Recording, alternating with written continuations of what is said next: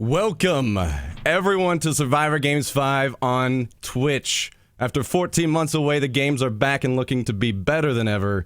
We're happy to have all you guys tuning in today to watch some of the biggest personalities on YouTube and Twitch battle it out to the death. We've got a great lineup of competitors, sure to put on an excellent show today. But before we get to that, let's talk a little bit about the games themselves. For those of you who don't know, the Survivor Games is the original deathmatch event on Twitch. The games bring together gaming personalities, Twitch celebrities, and pro gamers from around the web to duke it out in the apocalyptic world of DayZ. The constant threat of the undead, limited supplies, and weapons, and an unforgiving world are the least of the competitors' worries. The winner from the qualifier event will move on to the invitational main event and invite a partner to bring with them into the arena. The invitational event pits some of the biggest names on YouTube and Twitch against one another in a three-phase deathmatch that spans different land spaces in the world of Chernarus. The Survivor Games started as a small, grassroots esport on Twitch in August of 2012. From its inception, the games have captivated viewers from all over the globe in an epic fight for survival. Since then, the games have exploded to become the sensation they are today. As always, we want to get a huge shout out to our sponsors, Astro Gaming and Multiplay, for helping to make today's event possible. Appreciate it. My name is Smack, and today I'll be joined by another wonderful Twitch broadcaster by the name of KATTnftl. Thanks for joining me today, Cal. Absolutely wonderful to be here, Smack. Thank you for the introduction, and let's get this baby started. Absolutely, agreed. We're both very, very honored to be a part of the games, and we'll be casting today's event for you all. But before we get started, let's talk to two of the creators of the Survivor Games and great individuals, Jordan Taylor and Brian Hicks. How's it going, guys? What up? How's it going? How's it going, Bri? Oh, it's going fine. It's going fine. Just trying to herd cats. Indeed, yeah. It's always a struggle getting everything situated in the beginning of the event. Thanks for being patient, guys. I know it was supposed to start about a half hour ago, but it does take a little bit of time getting this many people situated onto a DayZ server. But we don't want to talk for a long time. We actually want to get things going right away. So it looks like everyone is ready to go in game. Brian, anything else we should add before we kick things off? Negative. Not that I'm aware of, besides the fact that some of the competitors have decided to take their shirts off early, which may or may not affect their core temperature, but we'll see. I respect that. All right, so normally we go through and we talk to the players in rapid fire interviews, but we actually are going to skip that today, and we're going to talk to somebody, or maybe Smack and Cal will, to someone that has kind of shaped DayZ, maybe a little bit. He's kind of helped things along. Have you guys heard of this guy, Dino or something like that? I don't know. Have you guys heard of him? Yeah, absolutely. We have the creator, as many of you guys know, of DayZ, Dean Rocket Hall himself. How's it going, Dean? Really good. So we're going to just kind of ask you a few questions briefly before we kick things off here, if you're cool with that. Sure, definitely. Obviously, the games came a bit after the creation of DayZ itself. What did you think when you first heard about and saw the Survivor Games? Well, it was pretty fantastic, really. I first heard about it, obviously, I guess like everybody else, when I'd seen it on the internet. And then I actually run into the guys at PAX Prime, and we ended up going out for dinner, and it was awesome, like just fantastic. And I mean, I think that it was an absolutely fantastic way to take DayZ, and I hope it keeps going and keeps coming into a big thing, because yeah, it's just a really awesome way to push it and see where the game goes. Agreed. I like your insight there. Another question, what's the most interesting aspect of the games for you personally? Are there any moments in Survivor Games past that stick out to you as really capturing the feel for what you wanted from DayZ? Well, I think the big thing for me is how really the consequence of what happens can have a massive effect on how the games progress. To a certain extent, maybe sometimes with bugs and stuff, it can go a bit far and it can almost a little like it's random. But it's yeah, I think that to me that is really what DayZ's all about. Yeah, the decisions you make have a massive impact on how you go. Agreed. KATTnftl, you want to jump in on this? Yeah, I got 2 quick questions for you, Dean. Hopefully you're ready for these. They're a little bit off topic a little bit, but Dean, could you ever see yourself participating in the game sometime in the future, perhaps as a celebrity guest star? Look, I'd love to. I'm not particularly amazing at playing the game, as anyone who's ever seen me play, like Brian, would know. Yeah. So, but I really just love. I think the community content is what is super amazing to me for DayZ, and I guess the Survivor game kind of epitomizes that for me, particularly with streaming. So yeah, I kind of like watching. Excellent. I think that'll wrap up the questioning. I think we're ready to get started. We all like watching, and with that, I think it's about time we get this countdown started, and let's see what happens here. Absolutely. Thanks again, Dean. Do we have the cameras We in the need game? to jump into game if you'll give us a moment here. Yep. As soon as you guys are ready to go, we'll get started.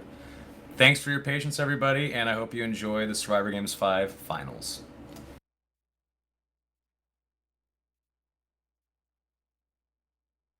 All right, we're going to squeeze in here really quickly, guys. Give us just a moment to get in.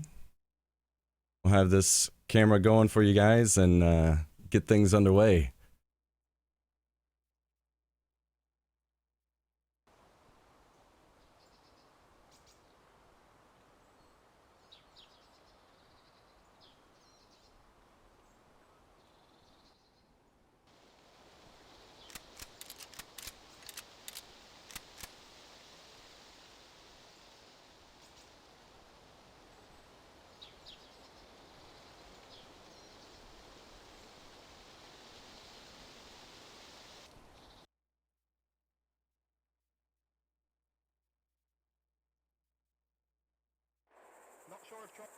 Alrighty. It looks like are we in the do we have the right server? Are we in?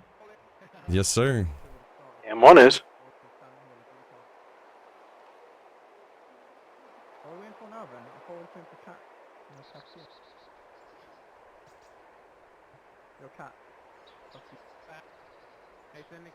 All right, I'm going to go ahead and open up here, give you guys an insight into what we've got going on today.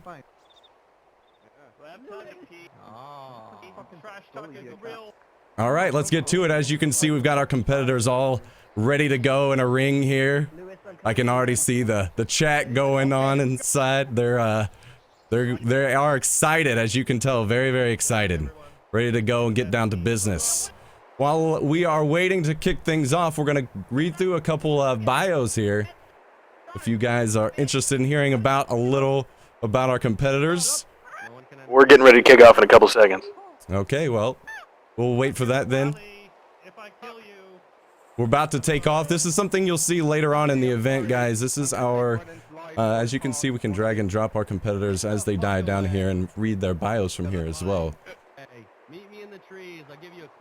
Camera 1, are you in position? I am in position and ready to go.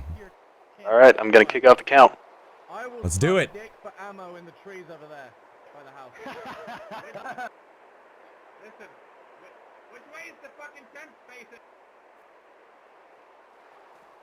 All of our competitors paired up in their positions, ready to go. As Hicks pointed out earlier, we do have a few without shirts on, probably trying to identify one another a little easier.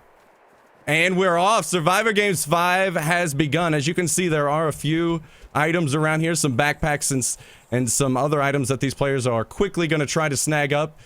And looks like we have a good group of players headed off towards Nobi. As you can see in the distance, these players are all going to definitely want to rush to town as quickly as they can, because it is very, very important at this stage in the game to get a weapon. You do not want to be battling players without weapons later on in the game. And they all have the right idea, as you can see here. We have Fairlight and GoldGlove, Wigguli, Armetti, Mr. Moon, Chow, DansGaming, MrBlackOut, and TehJamJAR all heading towards Starry, it appears. We also have the Deluxe Sidearms, Sacriel, ClamTaco, Ellohime, Sentry, Anthony Kongfam, Whiteboy7thst and HybridPanda headed to Novi. PsiSyndicate tailing a bit behind. It looks like we have some players also trying to play pretty smart and go for the junkyard up above Novi. That's going to be a good move for them because it appears that not many other players went that direction. As you can see, we're going to pull up our map here really quickly before these guys get too much gear. We are in phase 1, and this is outlined on the map that you're seeing now. Going to probably see a lot of players try to grab weapons down here in town in Novi and Starry, and then possibly be looking to set up in some of these tree lines here, ready for the transition into phase 2. Some, if they trust their gun skills, may venture into town and try to thin out the competition a little bit. We're going to go ahead and... I'll be joining you very recently here, Smack. I'm just getting my map up right now. Sorry about that. No worries, no worries. Looks like we have Thadrius and Shizzle. They were able to grab a backpack here and a crossbow. Looks like they're going to try to go a different route here, play things a little differently than most competitors. And while they are doing that, I'm going to jump down into Starry here and see what some of our players may be picking up. Looks like Mr. Moon and Chow, looking through these few vehicles here, they may try to gather those food items that you see on screen. Food and water are going to be very important to keep these guys in it for the long haul and try to make it towards the end of the event for them. GoldGlove here being chased by a couple zombies, making quick work of his looting. Fairlight in the buildings around him. Looks like going for food as well. Most of these competitors have found a backpack already, so that will be very, very nice. They won't have to worry so much about decisions and the items that they're picking up. They can just quickly pick up what they want and move on. Because as we stated, it's very, very important that these players get into town, pick up what they need, and if they're looking to survive, get out. Absolutely, and it looks like we got MrBlackOut surrounding a car right now, looking up. He looks like he's picked up a crossbow, and actually I hear Mosin shots in the distance. Are you seeing this? I am now behind MrBlackOut. I'm not seeing any Mosin shots. No, I hear it farther out in the field above Novi. I'm trying to locate the action right now. I do see a couple players, 2MG and Kortex, sitting in the tree line. Looks like they're being a bit hesitant on whether they want to go into town or not. Maybe they have acquired some nice items from their backpacks off the break, and they are waiting. Up at the junkyard north of Novi, looks like Lirik is down, possibly dead or unconscious, and PsiSyndicate and Kat leaving the body. Oh no! Looks like we do have a competitor going down here. Lirik going down early. PsiSyndicate and Kat seem to be the ones responsible. We do see extremely Mosin. Unfortunate. Lirik was just commenting earlier today that he wasn't going to go down in the first 5 minutes. That's very unfortunate. All right. But yes, looks like Kat and PsiSyndicate are rocking that Lee Enfield, and they're going to have a nice advantage starting out here. Yes, absolutely. I'm going to go ahead and drop down into Novi here among some of our other players. Break and Sacriel. Looks like they were able to get a weapon. Sacriel has his hands on... It looks like 2 weapons, a repeater and a CR. So it looks like he's going to try to be handing one of those weapons off to Break. Break trying to take the aggro that Sacriel has accumulated. They're trying to be smart, as we just suggested. They've got their gear, and now they're trying to head out and get away from the other players to try to ensure their survival to the later stages of the game. Yeah, and it looks like we got Mr. Chow and Mr. Moon armed with a shotgun and what I believe to be a sporter camping in a room right now. I'm not sure if they're just going to kind of take their time, camp it out, collect some food and water, and see if everyone else kind of thins the competition out for them before they move out. Let's stick with you. Let's team up. I am not a bad strategy. Very close now to JP Strippin, and looks like HybridPanda, even though he has found a weapon, was having a friendly chat with them really quick. I'm leaving. And he is moving on now. He has an SKS on his back, so it'll be interesting to see if he does acquire some ammo for that and is able to thin out the other players around town here.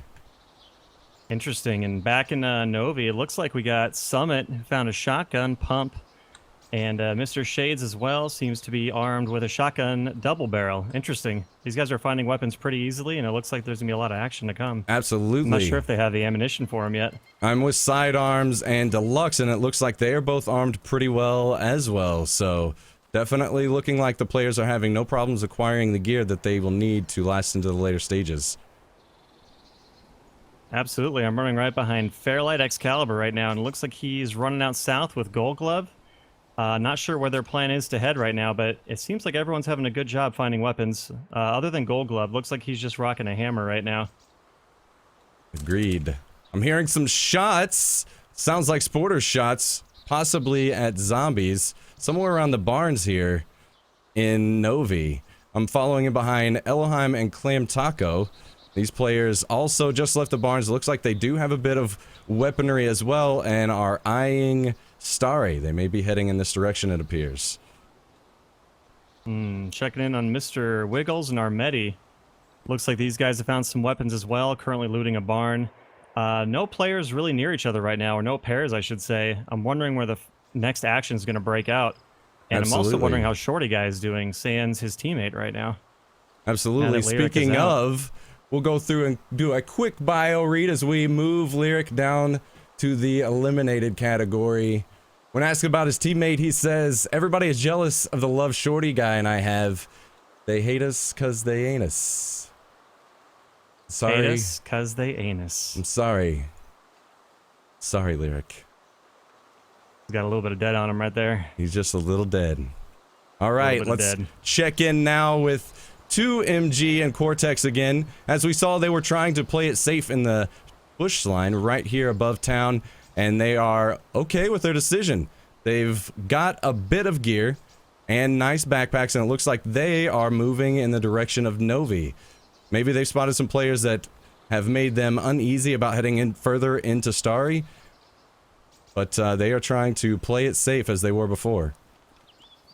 Yeah, and I spotted ShortyyGuy running out in the open field with just a fire extinguisher. I know that's the team's favorite weapon. Not sure where he's headed right now, but I think he's just going to try to wait this one out, knowing that the competition is stiff and he's all alone. Checking back in with MrBlackOut and TehJamJAR. MrBlackOut holding a blaze. This is a two-shot weapon, then it has to be chambered again, so if anybody comes in here with some sort of semi-automatic weapon, he'll have to make sure that he makes good shots on those players to get them down. You can see as what's going on here, MrBlackOut protecting TehJamJAR while he eats, and I'm assuming that they will try to alternate this. As we stated before, this is something that's very, very important in DayZ. You have to be watching out for at all times. Absolutely. See HybridPanda in a red building, just stuffing his face with some food right now, with Whiteboy covering the top floor. And a lot of these pairs seem to be getting a little bit closer together. I'm not sure if we're going to see the next action spark up pretty soon here. Agreed. Everybody playing a bit passive right now, trying to feel out the map and the location of other players. I'm near Fairlight right now. He has a bit of weaponry, and it looks like GoldGlove still does not have a firearm. Oh, I see a pistol in his hands. He does have a pistol, so trying to play things safe and let Fairlight handle things from a distance. Though obviously not very far away. There are many other players down here, so they're going to have to keep their eyes peeled. Yeah, I'm very tuned in right now on the Deluxe and Sidearms in a green building here in Novi, right next to a red building that has Whiteboy and HybridPanda. Either one of these guys exits these buildings, we're going to see a firefight. Again, Summit still holding a shotgun. It looks like playing the same strategy that the others were playing. Very, very smart. One covers the door, one covers the stairs, and the other one eats. And we're seeing the same here from Summit and Shades, the winners of Survivor Games 4. Absolutely. My attention is just peaked right now on this two-team combo in these two buildings. I'm really waiting for this to erupt. I don't know how long they're going to plan on playing the long game and just camping out in these buildings, or if they're going to take a shot and try to move closer to where Phase 2 is going to begin eventually. I'm not sure what teams are going to kind of follow that strategy of, are we going to be there when the next phase opens right away, or are we going to delay until the very end? We may see something erupt here. It looks like Waffle's going to risk going into the building unknowingly where HybridPanda is. Oh, man. There will be a melee battle here, it appears. HybridPanda quickly alerted and is trying to get some damage on Waffle. The Waffle quickly evaded things and is on the run again. You stay out of here. Little trash talk there from HybridPanda, keeping Waffle away. Looks like they're gonna White be in Boys. pursuit. Oh, they are going to pursue. Oh no. Oh wow, they could. Here we go. Did they move? It looks like they did move. Where did they? We totally lost them. Yeah, where did the other team go? absolutely We'll have to find them. That was lucky timing. That absolutely was. That looks like they're headed towards the barns right now. All right, well, crisis averted. Let's go see what else is going on the map here. Okay, I'm gonna jump up here with Sacriel and Break. Looks like they are in a firefight at the junkyard up above Novi. PsiSyndicate trying to get some shotgun rounds onto Break. Break dodging very quickly back and forth. Sacriel is bleeding heavily. Heavily bleeding. It looks like maybe he took some rounds as well and is trying to escape for his life right now. PsiSyndicate in pursuit of Break. Break dodging and trying to keep all of these bushes, as you can see, in between him and his pursuer. It may not end up well, though. PsiSyndicate reloading right now and still in pursuit of Break. Cat trying not to get stirred up in things, it appears, even though it has a weapon, is staying back. PsiSyndicate looks like is going to go ahead and maybe back off a bit. Does he know that Sacriel is still very close up the road? Looks like he is eyeing Sacriel right now. Sacriel still bleeding. He has not had the opportunity to bandage, and this is something he's going to want to do as soon as he can. Very, very critical state for Sacriel right now. And unfortunately, it looks like Wigguli and Armetti have taken out DansGaming and Starry with a baseball bat. DansGaming is out of the competition. Unbelievable. I'm anxious to see how this situation between Sacriel, Break, PsiSyndicate, and Cat is going to turn out. Sacriel's still bleeding, but they have lost their pursuers for now. They will have the opportunity to stop and bandage if they can in these bushes. Though it appears that he is very comfortable with his blood level. Let's check that out really quickly here.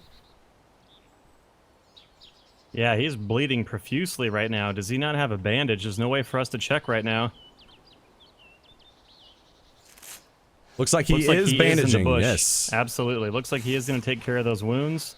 Looks like Break is going to be heading out into the field, scout out the area ahead, and hopefully give him the all okay to moving forward. Absolutely. Got down close, down to 1,000 blood there, but was able to evade, and now he'll be looking to get hydrated, get energized so that he can rebuild his blood and put himself back into the game. All right, back towards Novi. I still see Waffle. Looks like he's just having his time camping in a bush right now. Not really sure how to proceed. All he's armed with is a gardening hoe. Not sure how that's going to play out for him in a little bit. Sidearms and Deluxe moving up from the barns that they were at before. They're following the tree line up towards Sacriel, Break, Cat, and PsiSyndicate. We may see something between all of those players very soon. All right, and flying back over to Starry. Mr. Moon and Blizz heading south out of town, while TehJamJAR and MrBlackOut being chased by a zombie. Looks like all the players are really spread out right now. Not sure where we're going to see our next action. I think everyone's going to kind of play it safe right now and kind of go for a long game. All right, well, we will dip over here really quick, pick up DansGaming. When asked about his teammate Waffle, Waffle is a great distraction for both zombies and enemy players. Turns out that Dan was the distraction in this game, unfortunately. It appears so. It appears so. All right, yeah, all of our players are really spaced out right now. ShortyyGuy on his own, really kind of heading and prepping for phase 2, it looks like. And all the other teams are sticking tight together and really spread out. Yeah, we did see earlier Sentry and Anthony Kongfan head south of Novi, and it looks like they have acquired some weaponry and they are looking to move on maybe to these tree lines here on top of the hill for a little cover and safety. They see Waffle down the hill, but it appears that they have other intentions. They want to get out of here. They don't want to be caught out in these fields. That's very, very good for them. Though very close behind, we have Kortex and 2MG. Gonna have to see if anything erupts between those players. Yeah, it looks like Ellie and Kortex both armed with a sporter and a shotgun, and they are going to be collapsing on Waffle, and possibly even Sentry and Anthony Kongfan pretty soon. Hopefully we'll get some action. Wigguli and Armetti here in Starry inside of a barn. As we talked about before, they were able to bring down DansGaming, winners of the qualifier event, to bring themselves into the Invitational. So very, very capable players we have seen from past experience. Absolutely. Trying to check in on Waffle to see if he's faring any better with his loot. He's actually getting a little bit closer to HybridPanda and Whiteboy, the murderers of poor DansGaming. Wonder if these guys are going to run into each other really soon. Hopefully Waffle will be prepared. Looks like he's still rocking his garden hoe and finding some rice and some other food in this little food house here. From what I can tell, there are several zombies on the south side of Starry chasing Fairlight, GoldGlove, Mr. Moon, and Chow. They all seem to possibly be about to either erupt in a firefight or maybe having a little chat. Either way, they're both being pursued by quite a large number of zombies right now. They'll be looking to eliminate those as quickly as they can. Oh my, yeah. Fairlight and GoldGlove respectively have a zombie chasing each, with Summit right here on the wall. Shots fired. Summit is opening up on Fairlight. Fairlight is retreating. I cannot tell. He doesn't look like he's bleeding, but he does have zombies pursuing him still. Looks like Summit trying to play it safe, backing off, meeting back up with his teammate inside of the clinic here. Wow, that was a really close call. That was very close. Yeah, they're rocking a shotgun and looks like a Lee Enfield right now. This is going to be very dangerous for Gold and Fairlight. Shizzle and Thadrius apparently hearing the shots. They may be trying to move around, make a very large flank, and try to get some of these players from the back. We may see that happen here. Looks like Fairlight is actually bleeding now, possibly hit by the zombie that is pursuing him. He's going to need to try to bandage. It looks like GoldGlove will step in, take care of the zombie, no problem. Absolutely. Now, also, we got Mr. Moon and Mr. Chow actually coming into town on the northern side, as well as Blackout and TehJamJAR in this red house next to the church. These players are all really kind of converging in Star, and I'm wondering, this is really going to get heated up really quick. Hearing some more shots. It looks like Summit has pursued GoldGlove, moving in for the kill. Mr. Shade's right behind. GoldGlove down. Oh. Nice shot and completely caught them off guard. Summit and Shades moving in very aggressive. Now Fairlight going to throw some shots to try to throw them off, and looks like Summit and Shades are going to try to recoup here and do what they need to get into this fight. Absolutely. Looks like Shades is checking GoldGlove's corpse for any ammunition for his Mosin. Looks like he's swapping out some items right now. Summit's zoning out Fairlight. Fairlight is getting some cover, or should I say concealment, and looping around. Summit is not tricked, though. Looks like he knows where he is, and he's breaking line of sight. And looks like Fairlight's going to go ahead and exit the area of play here and not engage right now. So very, very nice move. Completely caught GoldGlove off guard. Even though he didn't have much to defend himself, they were able to move in and make the kill there. Looks like teams are losing their team members left and right. This is getting really bloody really quick. As we stated earlier, it looks like some of these players are finally moving in. They're trying to pursue or establish themselves late game. They're taking their time, moving away from the high traffic areas. You can see Sidearms and Deluxe here eating a bit of food, trying to play it safe, away from all the gunfire you hear going off down here in town. Looks like TehJamJAR and MrBlackOut and Mr. Moon and Chow, looks like they are trying to stir up a little trouble here. Yeah, I don't think Mr. Moon and Mr. Chow want anything to do with this fight right now. They're running as fast as they can. The question is Mr. Blackout and TehJamJAR going to pursue, or are they going to go ahead and call it a day and then move back west to prepare for the next phase? Mr. Moon and Chow going to be very careful, or need to be. They're about to walk in on Armetti. Armetti armed. Is he going to see them?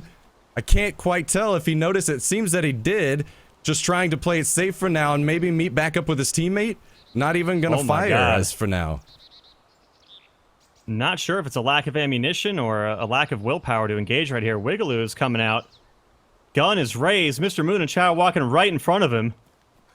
And it looks like Mr. Moon completely laid out by the shotgun from Wigguli. We will see a melee fight here inside of the barn between Wigguli and Chow. Chow running for his life now. You bitch. Running for Chow his life. taunting the enemy.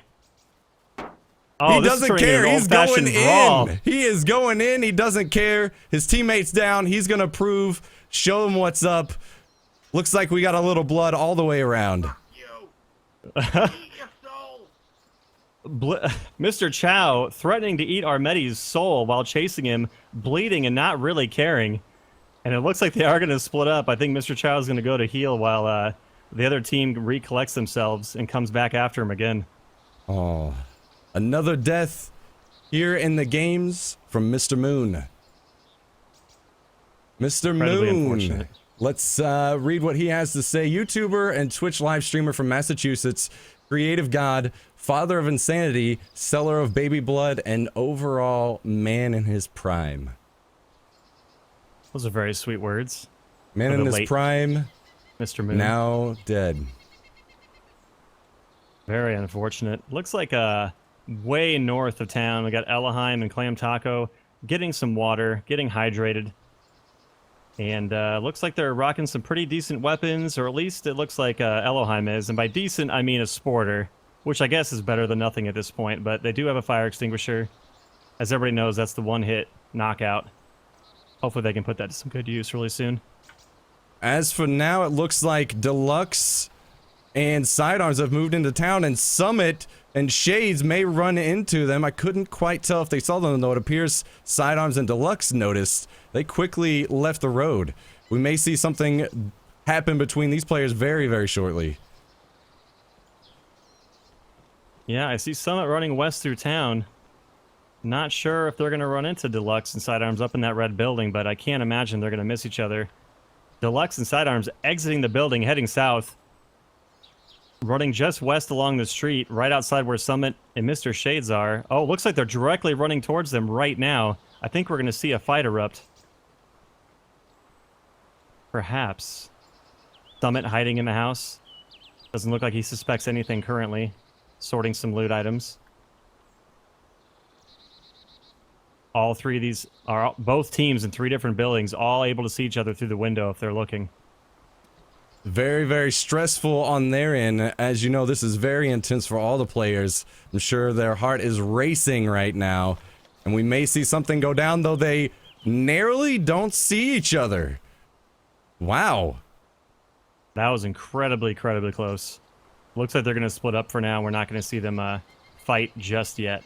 All right, well, while they do that, we're going to also go ahead and move GoldGlove down. GoldGlove is the master of his craft. He plays DayZ with his eyes closed and makes people like Sacriel and Mr. Moon look like Bambis. His sweat smells like lavender. He enjoys long walks on the beach and kicking ass. He is also man. smacking KATTnftl's favorite human. And we got Shizzle dead. Shot to the head from Armetti. And it looks like Thadrius is retreating the area. Wigguli is also coming in to pursue. Let me know if you're catching this right now. I am moving down right now. Looks like Thadrius is flanking around the outside of this fence, and Wigguli is in pursuit with a double-barreled shotgun. And I do believe his teammate, Shizzle, has been looted, and Armetti is also moving in to pursue. Thadrius also looks like he's picking up some zombie aggro. That's going to be unfortunate for him if he's trying to hide. He's going to have to dispatch that zombie before he tries to blink away from these guys right now.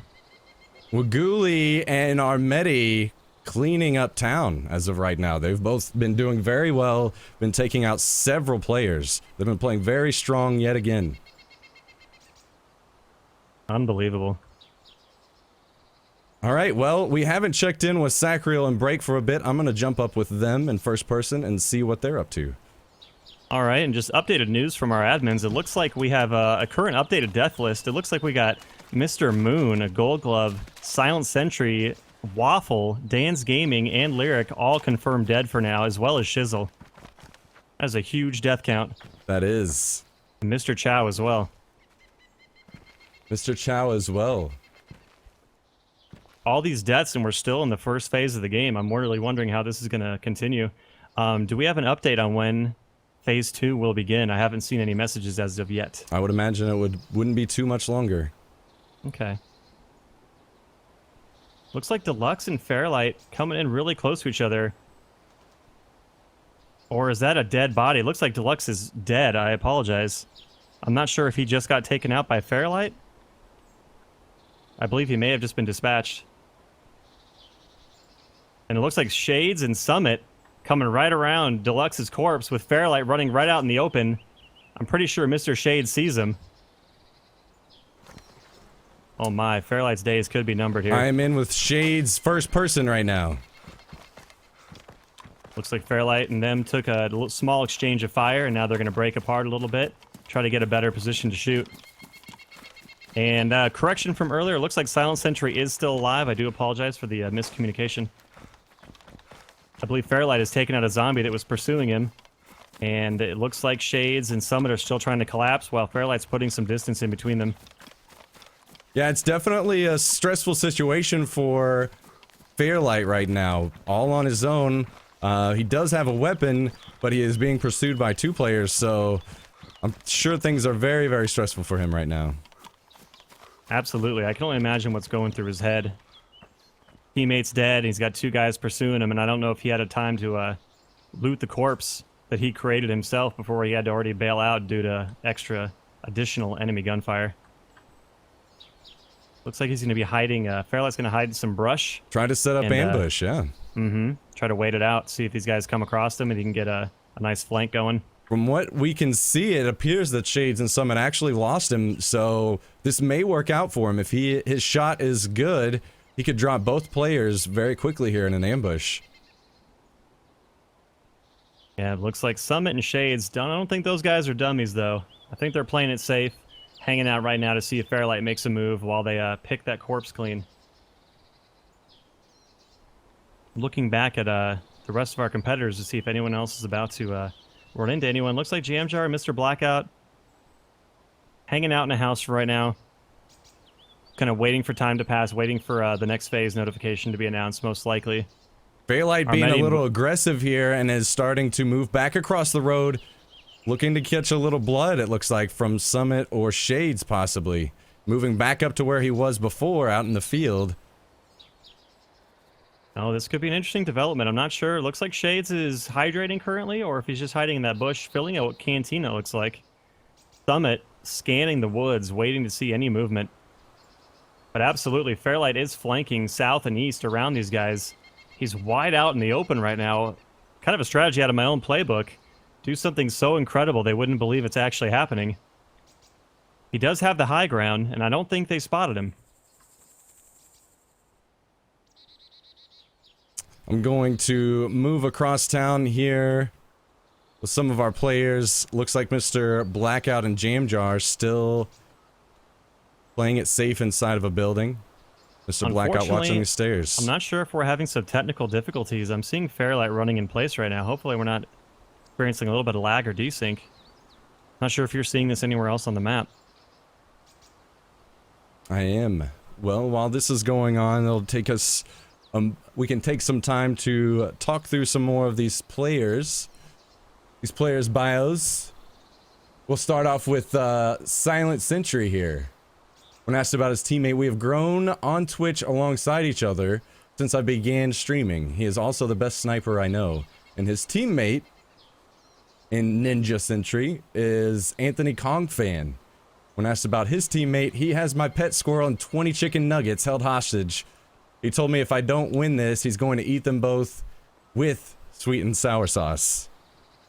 And now, I gotta comment, these guys' profile pictures are hilarious. Anthony Kong Fan with a little stuffed animal, and his hair just crazily poised above his head, and SilentSentry and his cat.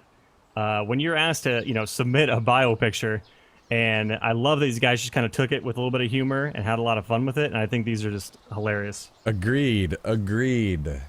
Also, Sacriel here, when asked about his teammate, Break is a surgeon with most weapons. I trust his tactical judgment.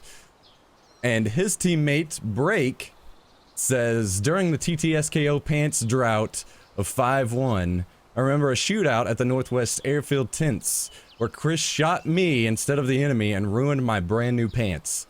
I survived and we killed him, but I've still not forgiven him. Pretty amusing things they said about each other. Sacriel, of course, professional as always. A stand-up individual. And of course, Break and their profile pictures, very nice. Very nice. And their team name, Jeffrey and Bilton. Did we get any history on that? I do not. Yeah, me either. I was curious. I never got a chance to ask them what that was going to stand for, or what the significance was behind it. Jeffrey and Bilton. All right, moving on to the next group of guys. Over to Shorty, because Lirik has been dropped. My partner is a beautiful swan. He is the bacon to my BLT, and I love bacon. I love bacon too. Mmm, bacon. Bacon's real good. Yep, Shorty, not sure where we left him in the game, but looks like he was really terrified and hiding out on his own. I'm Last hoping I we saw, can get back in the game soon. yeah, he was further to the west, around away from most players, trying to play it safe, it appeared. Hmm. Move on down to Sidearms. I used to stalk TheDeluxe4 until we became best friends, and now we both sleep together on the top bunk. A little awkward. A little awkward, I'd say. But you know what? To each their own, man. SGZ accepts all types, all kinds. Oh, man. Fairlight, as we were just watching, battling it out there with Summit and Shades. When asked about his teammate, first met GoldGlove because I was on my way to kill him in game, but he was all right. Yeah, interesting comment about Fairlight's picture. A lot of mixed genres. We have the Excalibur type sword, a samurai sword, and a headband all kind of mixed together. It's kind of interesting. And we have Soma joining us. Hey guys, yeah, so the server crashed out and we're gonna get it fixed. It's almost good to go actually, just gonna be another minute or two. Players have been told to just hold their positions. Seems like no one's freaking out in the game. Everyone's, I don't know, I guess catching their breath. And we should be good to go shortly. So thanks for the patience and yeah, stay tuned guys. Okay, well, that gives us opportunity to get to know some of these guys a little better. Absolutely. All right, so we just finished up with Fairlight. Let's jump over here to Summit and Shades. We saw them doing work a little earlier, dropping GoldGlove. When asked about himself, Summit says worries his head is too big. No, come on. You're beautiful. You are beautiful, Summit. Do not worry. Do not He is worry. a beautiful man. And that picture he picked was perfect for anything he might have been self-conscious about, because it does look like he has a ridiculously huge head in this picture. I'm just saying. And Mr. Shades, his partner, I'm the bullet, and Summit's the distraction, Kappa. Oh boy, they are Team working name, well. We're friendly. Yes, that is one of my favorite team names in the event. We're friendly. Oh man, well, I like that everyone can take it a little bit lighthearted. I think that's amazing. Agreed, agreed. Let's jump over here to PsiSyndicate. About himself, from the UK, does bad streams, and has yet to play Survivor games without doing something / dying to something dumb. And unfortunately, that's absolutely true. I haven't seen the results of every single Survivor games leading up to today, but it seems like he is just the victim of the worst luck known to man as far as running into a bug in DayZ and dying out early in the games. It's really unfortunate. Agreed, agreed. And we'll check his teammate here as well really quickly before we try to see how things are going in game. Cat, when asked about his teammate, very impulsive, would kill for money and sometimes even for fun. Don't tell him this, PJ Salt. He will kill me for that. And his profile picture, I'm not sure where that came from. It looks like it almost came from like one of those like Civilization games or something. Is this from like DayZ? I do not know. That's a hell of a mustache. I just don't know where he got that photo to begin with. It's crazy. All right, looks like they are still needing a bit of time, so we're going to continue reading through here. Jump in with MrBlackOut, as we saw right before we close out things there. MrBlackOut and TehJamJAR both still alive, doing well. They have a bit of weapons, so we'll be anxiously awaiting their performance from here on out. When asked about his teammate, we ride together, we die together. Been enough battles with JamJAR to know I've got the best chance surviving any ordeal if he's by my side. Enough said. And also, JamJAR, his teammate, when asked about his teammate, Blackout is my voice of reason. Without him, I'm a loose cannon. Strong words. Strong words. A couple of great dudes. Should absolutely. be good to go. All Okay, right, they I'm gonna are. go ahead and load my client back up here as well. They are resuming the countdown here, getting the players off to it. So we're gonna switch back in, and since we just finished up with JamJAR and Mr. Blackout, we'll check in with these guys first off. Looks like JamJAR doing a bit of eating, trying to get healthy. The further these guys are towards energized and hydrated, they can heal up, they can try to stay in a much better state to last into the end parts of the game.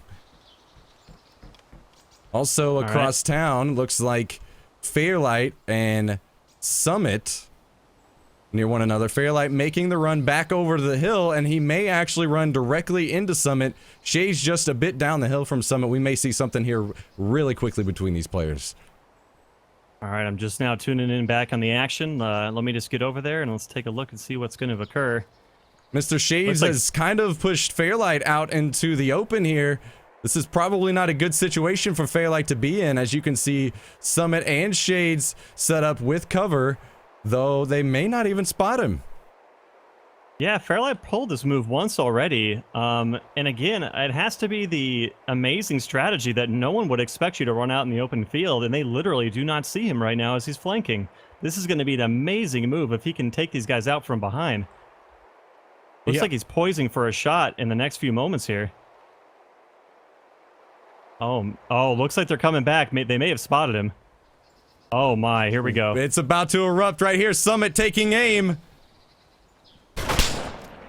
Firing his shotgun and completely destroying Fairlight, laying him out. Fairlight trying to take a couple quick shots, but that's the thing. Whenever you are doing a lot of running, you're short of breath, your aim can be a little shaky, and that shotgun did Summit well. Completely laid out Fairlight. Extremely unfortunate that he had to rock the blaze right there when he was doing so much running. I agree completely. The shotgun would have been a perfect weapon for him to have. And now, unfortunately, Shades and Summit get to pick over his corpse. And GoldGlove and Fairlight, a dynamic duo, they're going to be out. All right, well, let's go ahead and do it for Fairlight, following his teammate down into the eliminated zone. All right, just taking a look back at Novi. Cat and PsiSyndicate currently inhabiting the police station, taking their time. And it looks like we also got Ali and Kortex just chilling in the forest right now. Gonna do a quick gear check on these guys. It's gonna be hard to tell, though, with them being so deeply entrenched in these woods. And it looks like we have a Blaze and Ali with a pickaxe ready to crush someone's head in. As effective as anything else, honestly. I think they're gonna kind of wait for the long game. Itmejp and Strippin through the woods north of Starry. They are looking to head into phase 2. And remember our phase map here, guys. I'll show you again. This is what phase 1 looks like. And again, we're seeing these players start to move into these wooded areas, these thick wooded areas up here in preparation for the switch to phase 2. And we're going to go ahead and take a look at what phase 2 is, where that is from phase 1. As you can see, just a little further, basically a transition zone between Starry, Novi, and the Northwest Airfield. As you can see, an elongated circle here, including another small town. So those people that haven't gotten any gear will have a small chance to grab some gear there in Cabanino. But again, we're probably going to see these players hide up here in this thick wooded area right next to the airfield in preparation for phase 3. And it looks like we had some updated information from our admins. It looks like Panda has fallen. I'm not sure where that occurred, but we're really sad to hear that. We have to also take him off of the boards, and thanks for playing. In with move back over to Starry here. JP and Strippin again, these guys somewhat near ClamTaco and Ellohime, who are both still alive as well. We still have plenty of teammates still alive between these guys. Though Ellohime and ClamTaco seem to be heading in an alternate direction, we may see something between Itmejp, Strippin, Sacriel, and Break soon if they continue to hang out in these same tree lines together. Absolutely, and looks like Shizzle has also fallen and been added to the kill list. All right. In addition, it looks like we have TehJamJAR and Blackout less than about 150 meters away from Summit and Shades down the road. I think Summit and Shades may actually be able to get into yet another conflict, as they are racking up a hell of a kill total right now. All right. Well, first thing I'm going to do is jump in first person with Summit then. All right, now I'm hoping my my guess was accurate. I think Blackout and TehJamJAR are going to be heading west down this road.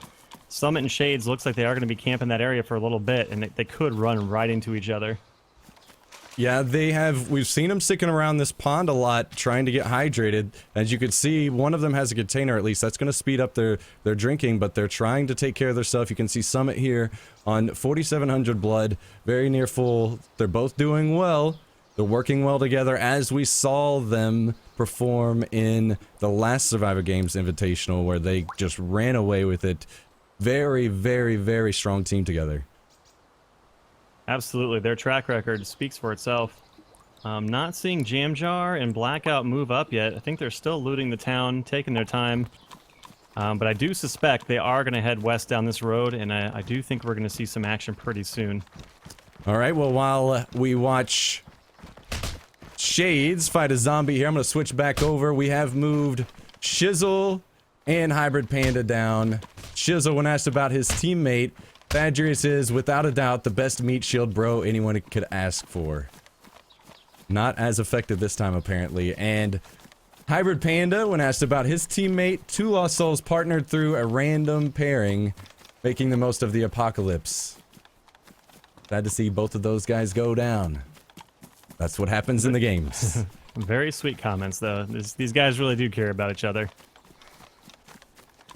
And it looks like Shades and Summit are going to go ahead and retreat the area, and they're going to go ahead and head west and prep for the next phase, it looks like. I don't suspect that TehJamJAR and Blackout are going to be following them anytime soon. All right, well, we're going to go ahead and jump out of first person here into our free cam and head back across town, check out some of these other players. As we were stating earlier, TehJamJAR and MrBlackOut not too far away, though they never did quite commit to following up behind. It looks like maybe now they're going to try to continue to play very slow, very cautiously, pay attention and cover one another, work their way towards phase 2. Yep, Anthony and Sentry slowly moving around the woods, clearing every tree. It looks like not taking any chances. Itmejp and Strippin up above them, about 300 meters out. And Break and Sacriel as well, really distancing themselves. I think they have a really good strategy going on right now, waiting for the next phase. And ShortyyGuy, still on his own, way out far to the west, just hanging out. I'm with Wigguli and Armetti right now. Both of these guys, remember, we've seen them drop several players this event so far. They're working well together, and they both have nice gear. As you can see, they're going for the construction helmets to try to aid and keep from being knocked out by melee weapons, but hopefully their guns can do the talking. And not to mention the cosmetic effect of them looking classy as hell in those multicolored hard hats right now. Absolutely. Thadrius losing his partner Shizzle earlier. Looks like now he's just trying to preserve himself and make it towards the later stages of the game. Hiding in a very, very good spot. Just going to take his time, wait things out for phase 2. Yep, and looks like we have poor Sidearms out here all on his own with a border on his back and a bicycle helmet, and it looks like he has a sledgehammer as well. I think he is simply waiting for the next admin comments to push the game forward, and I think he's just going to be camping out here for the remainder of the game until he hears something else. Agreed. Looks like we have Anthony, Kongfan, and Sentry. They were heading in a direction that might put them on a collision course with several of our other northern players, but it looks like they're trying to play things safe as well. We have just down the field from them 2MG and Kortex. I don't believe that they've spotted them. Though like they are Sentry moving is just towards kinda- Sorry. Yeah, rummaging around the start area with Anthony. I'm not sure what their plan was right there. Looks like they are going to be moving on, and everyone kind of taking their time right now. Everyone has a nice space buffer. Sidearms looks like he's making a move. Don't think he's going to have any trouble though running into Armetti or Wiggulu. Unless he's spotted right here. I don't believe he will be. And then it will take the commitment of Wigguli and Armetti to move out and pursue him. It looks like we have 5 minutes. Phase 2 will be in play, and you must be in the proper phase or face disqualification. So these players are all going to be pushing that direction, and this is where we could see some more PvP erupt. These players are going to be pushing towards phase 2, as we saw on our map, and we'll show again right now. The elongated circle that leads up towards the northwest airfield. All these players are going to be moving from where they are here in these cities and these northern wooden areas, heading in this direction over here and preparing to move to the airfield. Again, we may see some players move into Cabanino for food, water, the things they may need, but I'm assuming more than anything, because there's not a lot of that here, we're going to see a lot of these players holding up and trying to transition into the airfield area, where most of them will probably feel a lot more comfortable. Yeah, just looking at our players back in Starry and Novi, doesn't look like we're seeing a lot of movement out of these teams. Hopefully they're paying attention to the general messages being sent out by the admins. Looks like Wiggulu and Armetti are actually going to start mobilizing and moving out, as Syndicate and his teammate, I don't believe they're moving yet, and I think they're the farthest away. Actually, it looks like they are mobilizing right now. I'm on board with Shades right now. They're getting the idea. They know that they have to move, but they're playing very methodical, very smart. They didn't win the last one for nothing. 4 minutes they have to move into the next phase. They're going to take their time, watch for other players also doing the same thing, see if they can get any of these guys from behind. Yeah, looks like everyone is getting the hint. They are going to start making their way over there. I'm really curious what some of these solo guys are going to be doing. Thadrius, ShortyyGuy, and the others. I'm really curious how they're going to approach this next phase, and if they think that they're going to be able to hide out the rest of the match, or if they're going to have to really get armed to the teeth and maybe set up an ambush for a team to where they can have, you know, an advantage maybe on a ground of their choosing. Agreed, agreed. It's definitely a nice way to play if they could beat the other players there and be prepared for it. Looks like PsiSyndicate and Kat both heading towards Starry right now. They've got a ways to go to get into phase 2, so they know it. They're on the move. We saw them take down Lirik very early. So they've got weapons. They can take care of themselves. Now it's just trying to get to phase 3. Yeah, I'm still working with Blackout and TehJamJAR. They've been in the same area, just kind of camping a little bit, and they got a zombie coming in on them right now. If they do have to fire at it, I think they're going to give away their position, but I don't believe they would do that. They just need to be careful, because Syndicate and Ali and Kortex are also moving through the same area, so And hopefully they don't make enough noise. and his partner not too far away as well, Armetti. Yeah, it looks like we got a little bit more zombie aggro as well on Ali and Kortex. And Ali and Kortex actually, yeah, catching up to Armetti and Wigguli right now. Not sure if Kortex is going to get a little too far out ahead of his teammate and accidentally get taken out by this team right in front of him with that zombie aggro in tow. Wigguli and Armetti setting off across the field, but are they going to be noticed by the people that aren't too far away? Yep, Kortex right in pursuit. He must see them right now. And the players only have 2 minutes to get into the next phase. We have a lot of players still lagging behind. I'm not sure if they're going to make it in time. Yeah, Kortex obviously seeing Wigguli and Armetti now, and you can see Wigguli looking behind his shoulder. He knows what's up. He knows that he's being pursued. This could erupt into one of those situations where Wigguli and Armetti get cover, they catch their breath, and they're able to take down Kortex. This is going to be interesting to see how it plays out for sure. Yeah, I'm really worried about Kortex and Allie right now with this zombie in tow. I think Allie may have just dropped that zombie, but these two are going to be able to get in this tree line and set up an ambush for the other two, and I'm really worried if that's going to be the case.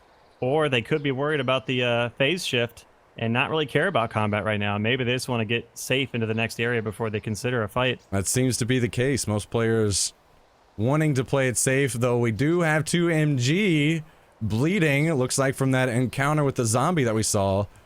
She was able to take down this zombie that you see in the field and has others pursuing, but they will lose those.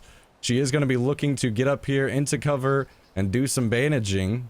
And while we wait for that, let's read through her bio here really quick. When asked about her teammate, Kortex is my first subscriber on Twitch. So that's cool that she went with Kortex, her subscriber, who says, whenever we play DayZ together, it's always a blast. She's a huge inspiration, and I'm honored to have her as a partner. Really cool, those guys. Absolutely. And gals. And it looks like she did fix her wounds, and I also wanted to comment that her biopic was amazing, like little cosplay there. Looks like she's taken out of a scene where she's probably like on that railway outside of Svetlo or something like that with a beautiful cosplay. I think it's a great image. In with those two players as well. Mm-hmm. They are moving up the hill, and they may actually end up coming in behind Wigguli and Armetti. All right, looks like Phase 2 is now the legal play area. They have 5 minutes to comply or face disqualification, so Phase 2 is officially open, and the rest of the players in Phase 1 have 5 minutes to get in there, or they will be DQ'd. So these players are really going to have to make a move really soon. Absolutely. And it looks like TehJamJAR and Blackout heading up this tree line right across from mrshadezz and Summit. I'm not sure if they've been spotted. I cannot tell if mrshadezz has eyes on him. Looks like Summit and mrshadezz trying to play it very, very safe right now. Though if they look that direction, TehJamJAR and MrBlackOut would be easily spotted. It was very, very close for them. Yeah, it looks like they're about 200 meters out, though. I don't think they were spotted. I don't think we're going to see them run into each other at this time. Oh, shots fired. Armetti, like, Wiggulu, and Allie. Yes, absolutely. That fight that we saw brewing earlier has erupted, and it looks like 2MG and Kortex on the run. Yeah, I don't see any shots that have landed just yet. They may be out of breath, and their shots may be just like a little potato right now. As Allie and Kortex are going to be leaving the area, I think they're going to be safe. Agreed, and these two players, Wigguli and Armetti, they've been playing well so far, but they're going to have to be very careful because they have other players coming in behind them because of the shots they've heard. Yeah, it looks like they're taking a few Hail Mary shots, 200 or 300 meters out. I don't think they're connecting. At this point, I think they're going to realize they might just be wasting ammo and giving away their position with PsiSyndicate coming up less than 150 meters behind him as well. Hearing those shots clearly, he could come right up behind these guys and take them out. While we wait on that, I'm going to jump in with Ellohime here. He and ClamTaco braving things and going into town, trying to get some loot. They're looking for anything they can get their hands on right now. And they are showing their desperation. They need some stuff.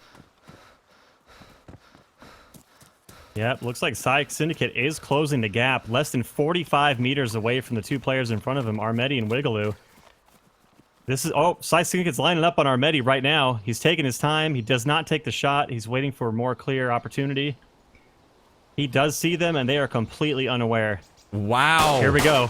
Shots fired. Opening up and has missed everything? I do believe he missed all of his shots. I think if he's rocking the SKS right after those movements, he's clearly out of breath. Absolutely. It's really unfortunate. Armetti and Wiggulu both opening up on him right now. This is a very, very, very crazy situation as the tables have turned on PsiSyndicate. He wasn't able to land his shots, probably trying to throw shots a little too early while he was still shaky. Gonna have to be careful because Wigguli and Armetti have been set up. They have their breath mostly caught. They're gonna be able to make much better shots. Crazy firefight here. Rapid fire. And yeah, it looks like Cat has caught up. PsiSyndicate took some shots. I saw a little blood there. Looks like it just ruined his torso item, and he's not bleeding though. Both these groups exchanging fire. He's doing all right and deciding to back off a bit. This is an amazing flurry of blows with no actual hits landing, except for it looks like Armetti did take some damage. He is bandaging right now.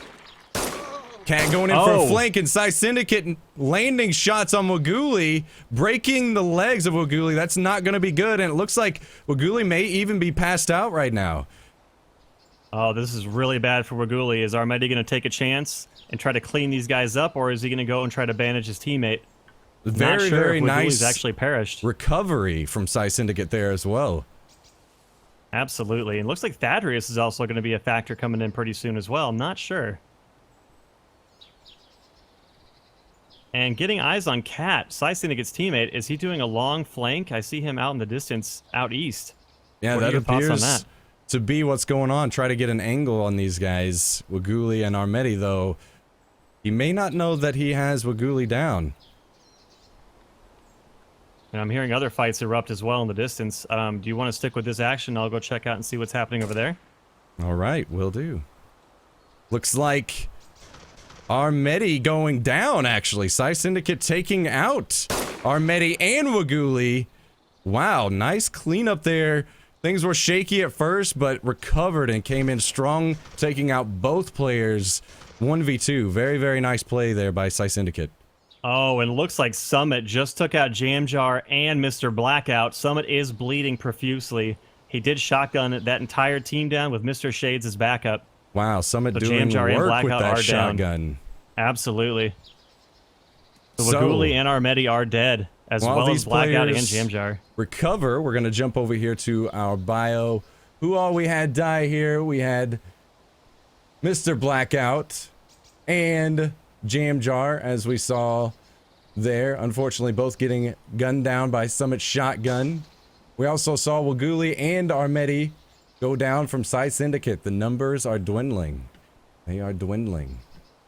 Man, that was some intense action from both of those groups, and both teams in either situation came out intact, fully eliminating the enemy team. Very fortunate for them. Appears here that we also have Thadrius that may have taken some rounds in the fight, possibly knocked out and holding on for dear life, hoping that he can recover, but it's not looking good.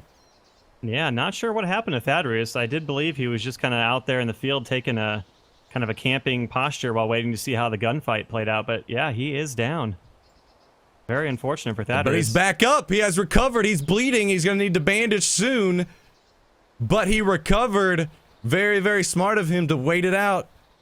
Oh my god, I did not see that coming. Unbelievable for sure. Wow. He's bleeding right. If someone popped him right in the nose, and he is just bleeding right out of there, gallons at a time. But he's good. He's recovered, and he's back on the run again. The question is, are PsiSyndicate and Cat going to spot him? And it looks like that will not happen.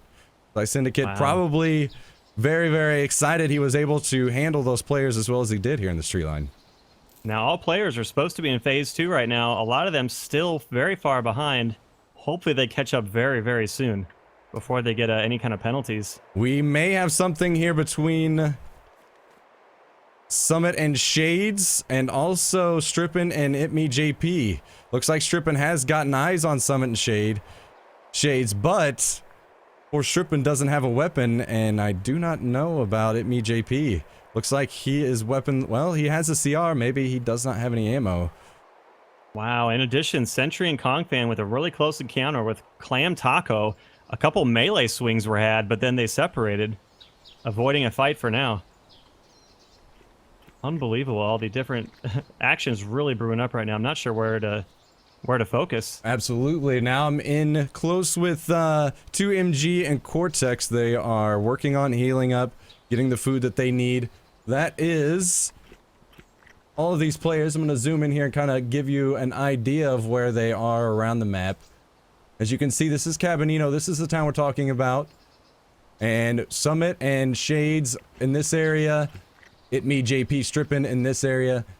Many of our players, as we discussed, heading from this wooded area over here into this area near the airfield to try to last into the later stages. We saw Thadrius coming around this way, and PsiSyndicate and Cat up in this area. So that's to give you guys an idea of where some of these players are on the map in Phase 2. Yep, Sidearms and Thadrius both on their own, making their way towards Phase 2, albeit very slowly. Sidearms is crawling right now. I'm not sure if he just took an injury from that zombie he was fighting or not. He may have broken his legs, or he may just be trying to be very sneaky. I'm not sure. I don't see blood on his legs, so he may just be kind of, taking a nap. And Kortex, who we were watching earlier, and in the same tree line with Summit and Mr. Shades right now. We could see something happen if Kortex and 2MG decide to push up. Summit and Mr. Shades near untouchable at this point. They have completely destroyed everyone that has gotten in their path. Right, and Kortex and Alley coming up the road right behind Thadrius, less than 70 meters away. They are going full throttle down this road, and I do think they're going to run into them very shortly. Into Thadrius. And a chance movement my. There. Thadrius going outside in the other direction. Unbelievably, not one player was spotted by another. I don't know what I just saw. Like, that was perfect movement by Thadrius, either by sheer luck or will. And he completely avoided that group and probably his death. Unfortunately, Thadrius is coming right up on Sidearms now. Sidearms still prone. Just down the road, less than 30 meters away, with a zombie in tow on Thadrius. He is going to be spotted by Sidearms. Sidearms silently just watching. Choosing to play it safe for now, appears. Letting him move on. With the zombie, unfortunately, coming right towards Sidearms. Oh, no. All right, his legs appear to be fine. It appears he's going to have to fight this zombie now that Thadrius unknowingly dragged on him. And 2MG and Kortex have gotten eyes on Sidearms. Kortex opening fire, and Sidearms going to have to try to run and escape. Finding the zombie out in the open, he was spotted. Oh, my.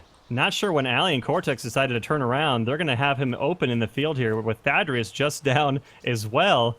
We could see a huge fight here. 2MG wanting to go in for that pickaxe kill, circling like a vulture. Going in. The Sidearms even know that they're right behind. It's hard to try to capture all this action. Oh, shots fired. Sidearms is bleeding with a zombie in tow. Alley coming in for the pickaxe. Wow. One swing and a miss. Kortex running and trying to reload. Sidearms trying to finish off Kortex with a pistol. Looks like Kortex has got the moves, though. He absolutely does. This is a absolute flurry of running and swinging and shots. Looks like the zombie's going to even join in. 2MG going in with the axe. Sidearm with the hatchet. What's going to happen here?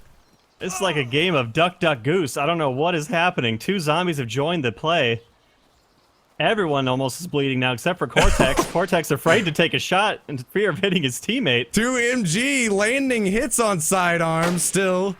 Sidearms. Another zombie has joined the fight. Zombies for days. I don't know what to say about Mr. Shades this right now. has moved in right outside. He and Summit may move in and clean this whole mess up. Oh my god. We have 3 different teams in play now. Shades and Summit going for sniping positions, taking pot shots. Alley is down. Oh no, Sidearms running still right after Kortex. This is amazing. 2MG taking shots and going down, not dead yet, but passed out. Sidearms still bleeding profusely, trying to get away. It looks like Summit and Mr. Shades have really broken up the party here. Oh my. Looks like they're finishing off Alley. I didn't catch to see if they executed her body or not. She is down. She is dead. She is down. All right, well, looks like Summon and Shades are going to go ahead and move back down that tree line, maybe dispatch these zombies that are pursuing, and Kortex may be running right into the clutches of Syndicate, running right behind the house they're in. I don't think that they're aware, though. It looks like they're Thadrius just across the street. Yeah, Thadrius doing a little bit of eating here. We saw him passed out. That means he was probably low blood. Let's check that really quick and see what his status is as far as blood goes. Looks like he is starting to heal up a bit, so good for him. All right, looks like these guys are spread out. Sidearms running away from the barn area with the zombie on him as well. And everybody else is a little bit spread out. Not really sure what's going on the other side of the world here. I want to go take a look at that really quick. While these players here are waiting, doing a bit of food eating, we're going to check out some more of our bios here of our players that we have left. Itmejp. When asked about his teammate, I don't know what he's saying sometimes, but I trust him with all my heart. And I'm hearing some gunshots. Did things... It looks like... I'm not sure. ClamTaco looks like he was killed by Sentry and Kong Fan. Looks like Sidearms taking shots from Mr. Shades and Summit. Summit possibly out of ammo, having to back off. And Mr. Shades may have landed the kill here on Sidearms. Looks like that is indeed the case. Sidearms is done. Mr. Shades with the execution. And Summit absolutely destroying competition right now. Terrifying combo of these guys. They're gonna have to take these zombies out really quick, but yeah, they're putting forward a stellar performance. And it looks like Team Syndicate, still occupying this building right now, taking their time. Kortex and Thadrius still both spread out. Don't think we're going to see any action from those two just yet. This is really developing very quickly. With Sacriel and Break still out in the open, got a lot of cover, and armed to the teeth and just waiting. Yeah, you can tell that they have their eyes on the tree lines up ahead. They want to head into that position. They want to be ready for the transition into Phase 3. They're preparing for it, but they're very, very smart players. Very smart. They're taking their time, doing whatever they need to do to ensure their safety and that they get there no problem. Yep, looks like we got Ellohime sorting through some loot right now. Maybe even dropping his profile a little bit, ditching a backpack right now. I'm not sure if he's just trying to slim down the profile or, you know, not have a flashy orange backpack when he runs into the third phase later. And ShortyyGuy right at the Northwest Airfield gates, just camping as well and waiting the clock out. Looks like Break and Sacriel closing in very, very quickly on Itmejp and Strippin. We may see something happen between these players here. They're just up the hill from him a bit. Surely they'll spot him. They're just laying out in the field for now. Possibly, it looks like they're both passed out. Yeah, Possibly due right to exhaustion, not having enough food and water. Sacriel has noticed. He is inspecting things right now. I wish I knew what happened here. I'm really baffled as to how this occurred. It looks like they went out together. Tentatively looking at their bodies, but trying to keep mobile at the same time. Not wanting to stand still. With Break covering him from the tree line about 150 meters out. Looks like he is going to go ahead and take a chance and loot these guys. Hopefully find some precious items to keep them alive. But again, we're not sure if they died from dehydration or starvation. Yeah. And I am seeing some possible server issues, but I'm not 100% sure. Let's fly back on over to town. Syndicate, Thadrius, and Kortex all holding their positions. Everyone really taking it easy right now. Yeah, it appears that we might be having some issues. While we wait on that to sort out, we'll read through the last that we have of some of these players. All right, let's do it. All right, so we finished up with Itmejp. Next up in his team, Strippin. Strippin, when asked about his teammate, Strippin was killed in an H1Z1 car accident. JP remembers the heat of the flames and strives to stop history from repeating. Also, we'll jump over here and check out Ellohime. Ellohime, about himself. Ellohime streams a variety of video games. It is not his birthday today. My fans will understand. When things get him down, he takes a shower so he doesn't know if he is crying or not. Ellohime once saw Sacriel in makeup and it confused him sexually. as does it all of us, Yeah, really. absolutely. And again, of course, these profile pictures, I can't tell if that on the Itmejp, is that like a tuxedo that he was wearing? It A tuxedo seems some dress? type of maid outfit.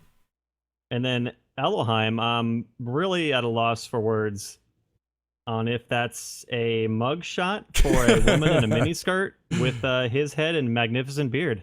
Absolutely. Also, White Boy, when asked about his teammate Panda that we saw go down earlier, Panda is the wind beneath my wings. And about himself, White Boy 7th Street is a white boy from 7th Street. He is known for being one of the greatest self-promoters of all time. Follow him on Twitch and Twitter for free money. All right, let's shut down the games. We're moving on. Free money. Woo! All right, looks like I'm starting back up my client. We're going to wait to hear from the admins, I believe, on what the status of the servers are. All right, and I will do the same. Until then, if everyone wants to use a really quick restroom break or grab a drink, now is the time to do so. And just another shout out to our sponsors. Astro, very much thankful for the swag they've provided for the games today. And Smack, do you want to thank the other sponsor as well? Yeah, Multiplay Servers. They have provided us with our servers that we're playing on today. So thank you very much again, Multiplay. Excellent. All right, guys. Well, I'm going to go ahead and hop out for just 1 minute, and we'll be back with the action very soon, I believe. Yeah, and if we continue with a little bit of this downtime, we still have more in our player information that we can read through. I was mostly reading about what they had to say about their teammates, but we can go back and cover some of the other information if we need to. Sure. Hey guys. Hey. So we're just getting the server up and running again. Just going to be another minute or two, and we will continue on. All right, sounds good, great. man. Thanks for the update. Yep, no worries. All right, so as you guys heard, we're just going to wait out the server restart here. We're going to be moving into Phase 3, and I'll go ahead and pull up our map. We'll talk about and show Phase 2 again, and what these players are going to want to be doing in and on their way to Phase 3. Okay, so as you can see here, this is the map that we were looking at a bit before. Same map with the circle. This is Phase 2 that we're looking at right here inside of the circle that all these players have been running around in. We saw a lot of mayhem here around Cabanino, a lot of deaths up in the tree lines here as well. And these players, as I said, they're going to be moving this direction up these tree lines to make it right along the edge of this. They're going to have a couple decisions here once they transfer into Phase 3. And that will be mostly right or left. Which way do you go? Do you want to go down this side of the airfield, which there is a bit more cover, there is more woodline as you can see, or possibly head this way where maybe there will be less commotion, maybe there'll be less players. In the end, the goal is this patch of tents right here at the very end of the airfield. That will be where things go down, where all the players will meet up, the ones that are left, and we'll see what happens. That will be where the event will be decided.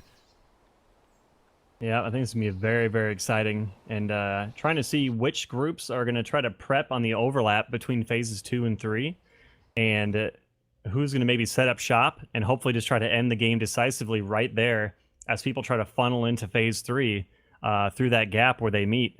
Yeah, and absolutely. also to see who decides to go left and who's going to go right down the hangars. And I just think it's going to be really interesting to see what decisions are made. Agreed. And especially you can see a huge dynamic in some of these players, looking at a lot of players that choose to go. They want to make sure that they're there in the end, and that's whenever they're going to open up their box and get to work. Some of these players that we've seen, like Summit and Shades, they have played very confidently the whole time, and they've been very aggressive as well, just running in on people, doing work with their weaponry. Absolutely, and as we all know, Sacriel and Break, this is pretty much where they grew up. Wondering if they're going to have any kind of advantage. Do you have any thoughts on that?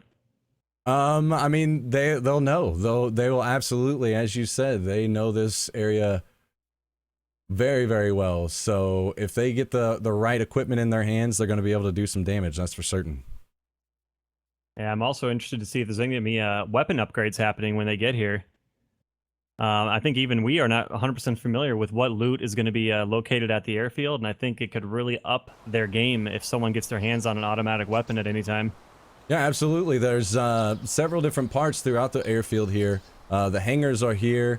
You have several different military buildings around this area. You have a barracks here on this side and this side as well. There's a lot of loot leading up to the tents, which will also have a lot of loot themselves. Absolutely. So while we wait for the server to get back up and everyone to get back in, how you doing, man? How's your day going? I'm doing great, man. This is honestly, I've been really enjoying this. It's been a lot of fun. I having time to commentate the games with you. I mean, it's been incredible, and we get to see so many wonderful players, all who run great streams themselves or run great YouTube channels. Such a culmination of a lot of talent. Just very happy to be here. Absolutely. Yeah, me as well. I mean, never in my wildest dreams did I think I'd be able to be this much participant in this event, It was always a dream to maybe be able to play in it myself, and I did have a chance to play in the quarters and the semis, but I think commentating and being able to see the action from our unique perspective has just been amazing, and I'm really happy to be a part of the Survivor GameZ team, and seeing how this evolves and just grows in the next few months ahead. And I think it's just going to be awesome. Absolutely. And the chance to talk with Dean at the beginning. It's always nice to hear his input and how excited he has been about the games. Oh yeah, I was fangirling a little bit, a little nervous. Absolutely. Dean, he seems like such a great guy, always, too. Right, it was PAX Prime last year. I was exiting the convention, walking back to my hotel, and I see Sacriel, Shannon, Dean Hall, and a few other people, and I just had that striking moment of, do you just stop and say, hey, huge fan, Dean, lovely to meet you, do you even tell him who you are? Is he going to care who you are right now? Of course he will, but you don't know that. He's such a kind guy, but when you're just sitting there all nervous and shit, yeah, it was a really tough moment. I kind of awkwardly said hello and just moved on, but it's just amazing that these guys are so awesome, such huge members of the community. It's just so exciting to meet everybody.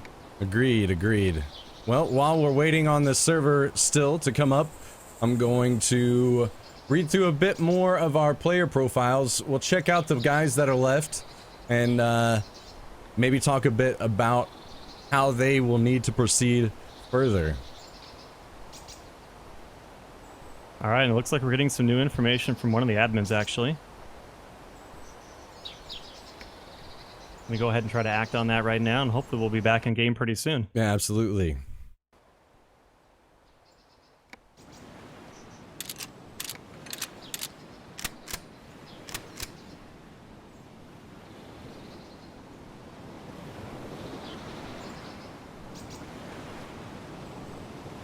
All right.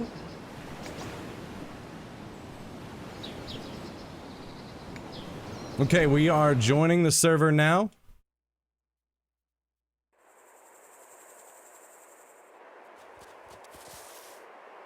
All right, looks like we are back in. Gonna be waiting for all the contestants who are still survived to be in here, and it looks like they're all loading in right now. I imagine we'll be getting this underway very shortly. Agreed. So, again, while we wait, we'll try again here, and we'll talk through some of these players that are still alive and what they may be looking to do as things proceed here. We've got SilentSentry and Anthony Kongfan, Sacriel, Break, ShortyyGuy, Summit and Shades, PsiSyndicate, Cat, Kortex, Itmejp, Strippin, Ellohime, Whiteboy, and Thadrius. So we'll jump in. Let's read what Sentry has to say about himself. Full-time streamer and full-time father of two, having only started streaming 11 months ago, He's come a very long way, and thanks to the support of his awesome community. SilentSentry is a variety streamer that mainly focuses on survival games and chat interaction. Expect to see anything from role-playing to PvP to dancing horses while in his live stream. Yeah, Silent runs a great cast, and definitely love that little dance he does with dare I call it, the stripper pole he has set up in his room. I think it's a very, very unique idea, and every time he gets a sub, it's just it's a delight to watch. Absolutely. And also his teammate, Anthony Kong fan, about himself. Hello all, where to start? I'm a born and raised ninja from Kansas City. Ever since I was in diapers, I was in love with video games. It wasn't until around the time Diablo 1 and Red Alert came out that I became a full-on PC player. I'm 6 foot tall and also suffered a horrible tornado incident which ripped off all the sleeves of my shirts. Therefore, I am left with only tank tops. Yeah, every t-shirt he seems to get, even some of the stuff he got at PAX South when we had an opportunity to hang out with him, it all just kind of magically loses their sleeves, and it turns into these magic tank tops that he keeps rocking on stream. I think it's quite hilarious. Well, hopefully for him, his pet squirrel and 20 chicken nuggets survive, and he's able to acquire those again from his teammate. Absolutely.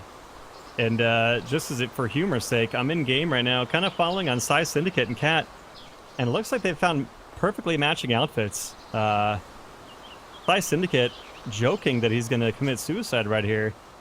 Would be terribly unfortunate if he clicked that mouse button on mistake. Well, while we wait on the countdown from these players, I'm going to continue next up with Sacriel. When talking about himself, the British used to rule the world. Now we just rule the teen obesity leaderboard in Europe. It's about time Britain won something worthwhile, and this is it for the Queen. Oh man, that is good. That is good. Oh, and looking good in that picture as well.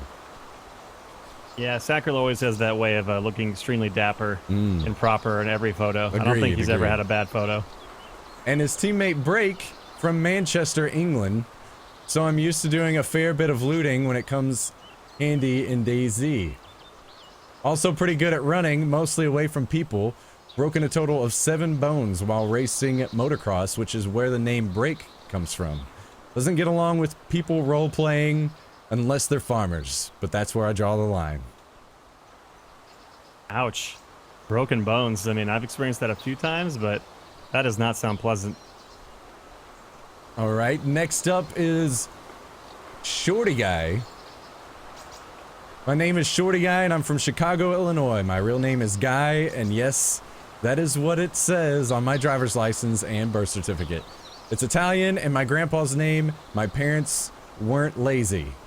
My stream is twitch.tv/ShortyyGuy with 2 Y's in Shorty.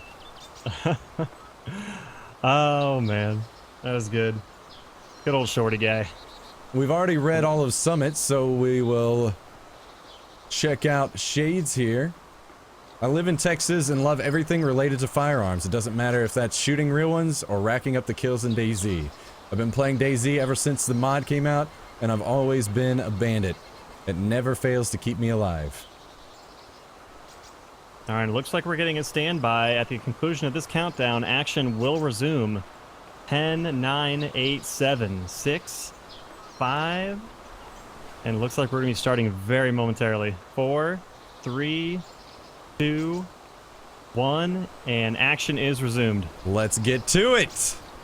Speaking of Summit and Shades, I'm going to jump in with these guys first. They're taking cover, kind of getting back in line where they were before. As we saw, they've just been doing very, very, very well together this entire event. Absolutely, and looks like Sacriel and Break where they left off. Sacriel going back into the woods to meet up with Break right now. I think they're going to kind of pool their resources and kind of decide their next move. And Thadrius, Kortex still spread out where they were last we saw them, with Team Syndicate up in that rooftop building just down the street. Strippin and Itmejp seeming to, they're going to go for it. They're going to hope something works out here. We'll have to see how this develops for certain. Yeah, I'm not really sure what to make of this. And while they are there, let's go check in. Not too far away is Ellohime, alone. His partner has been killed. Looks like he has a double barrel shotgun and he's scoping out this tree line, moving up and down, watching for other players, taking his time, being smart. Let's see how well that will move him into the airfield area. And while we're on it, we'll go ahead and check in with Anthony and SilentSentry here, both inside of the same tree, just kind of waiting things out, waiting for these other players to move up, and everybody is ready and waiting to move into phase 3. All right, and getting some updated information as well in case we missed it before. ClamTaco has perished and has joined the deceased. And still looking right now, looks like everyone's being very, very passive. Not sure, looks like Kortex, and actually it looks like we may be experiencing some server difficulty once again. Unfortunately. Agreed. All right. Well, while we wait word on this, we will try once again to finish up these guys that are playing. The information that they have for us will continue on. All right, sounds good. I'll go ahead and keep heads down here and see if I can connect with our admins to see what the latest steps are going to be.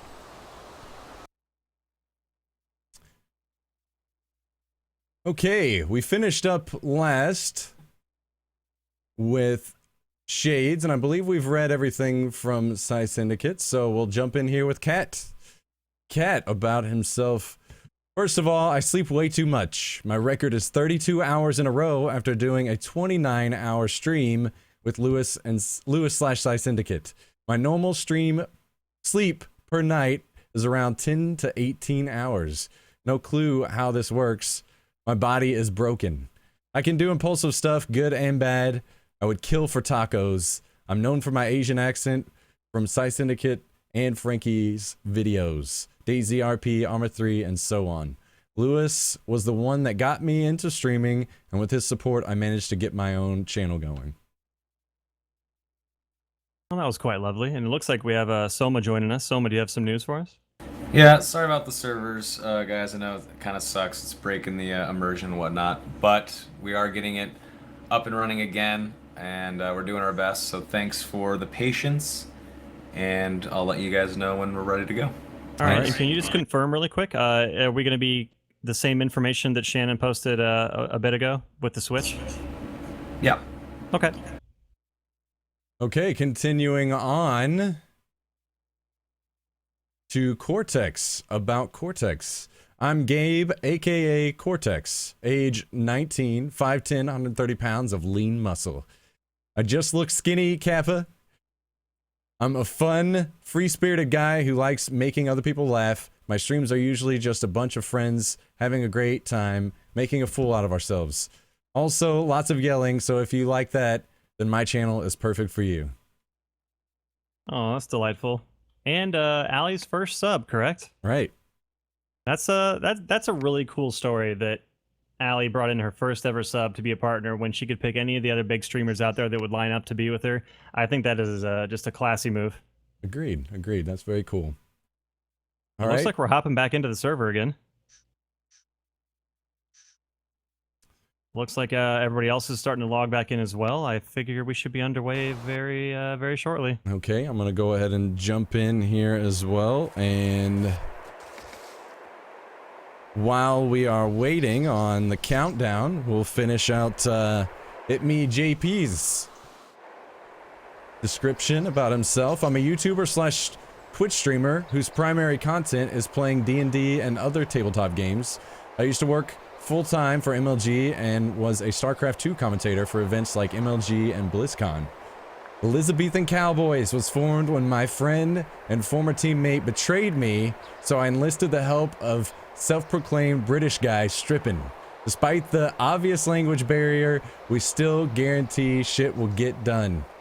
I'm jealous of Sam's good looks, but we all know he's dumb as dirt, which is why I'm the brain of the team. Oh, that is absolutely good, and I do love their name. Elizabethan Cowboys, rocking that tux dress. I don't know how else to That's a describe very, it. very, very nice maid outfit there. That's beautiful. It's beautiful. With the eyes closed too, you can't forget that part. Yeah, not sure. I'm at a loss of words for what to say about that. It's just like the cutest picture I've ever seen of a man. Agreed. Strippin about himself, the fabled Englishman with the silver tongue and a Survivor MMO veteran.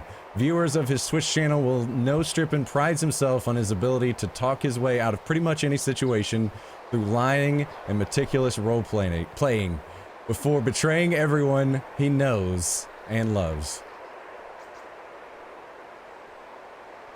Looking mighty strong there with that shotgun. Oh, he looks smooth. He looks really smooth. Again, in a great cosplay type of apocalypse clothing type setting. I think he did really well. Agreed, agreed. All right, well, I do believe there are a few, maybe more down here that we didn't read through, even though these players are eliminated.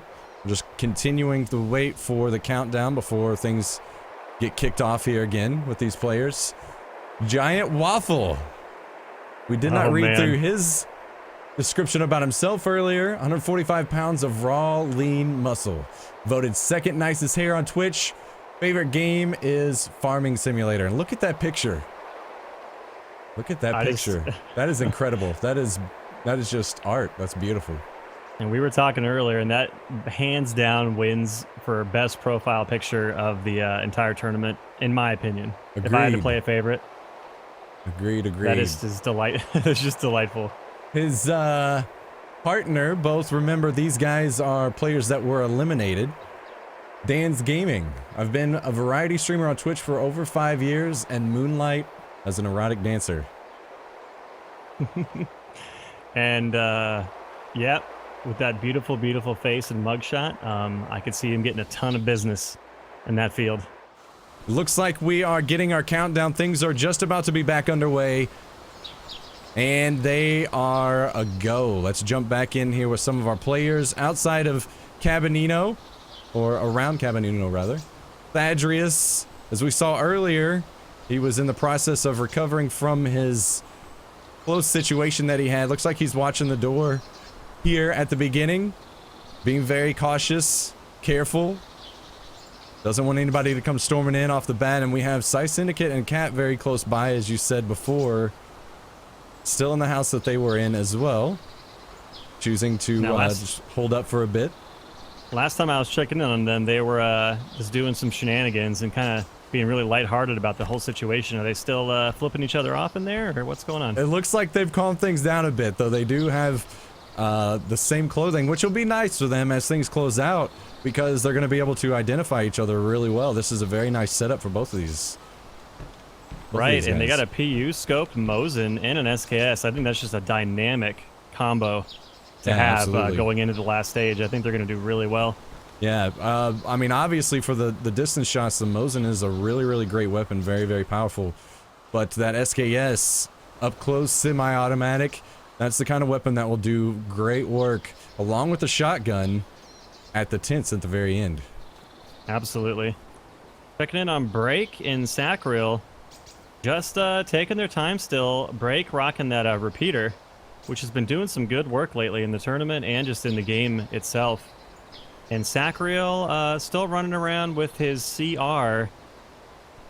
And hopefully, and unfortunately, looks like we're running into a little bit more issues. Hopefully it's going to recover on its own. Looks like we might be having some more issues, yes. Well, definitely want to take this time again to get a big shout out to Astro for providing the swag for today's tournament. Thank you guys very much for letting us put on this wonderful, wonderful tournament.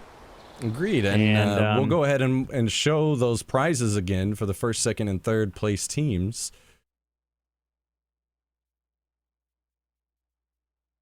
All right. Yeah, I so- think I'd really like to get my hands on one of those scout backpacks with all the Absolutely. swag inside for that first place winner prize. That looks amazingly It fun. does look good. First place, A40 audio system, the A38 headsets, scout backpack with miscellaneous survival gear. That's going out to the team that finishes in first. Second, getting the A40 headset alone, A30 headset, and the scout backpack as well. And third, getting the A38 headset and the scout backpack. Oh man, that gear looks so nice as well. Yep, looks very, very sexy. And we're going to wait for word from the admins to see where we're going to go next. Hopefully we'll have some information for you guys very soon. Please bear with us.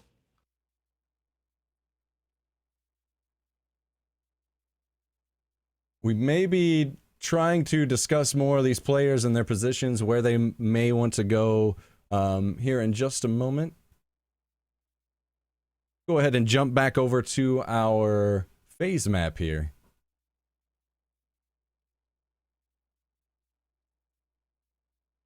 Phase 3. This is the phase that will be coming up very, very soon.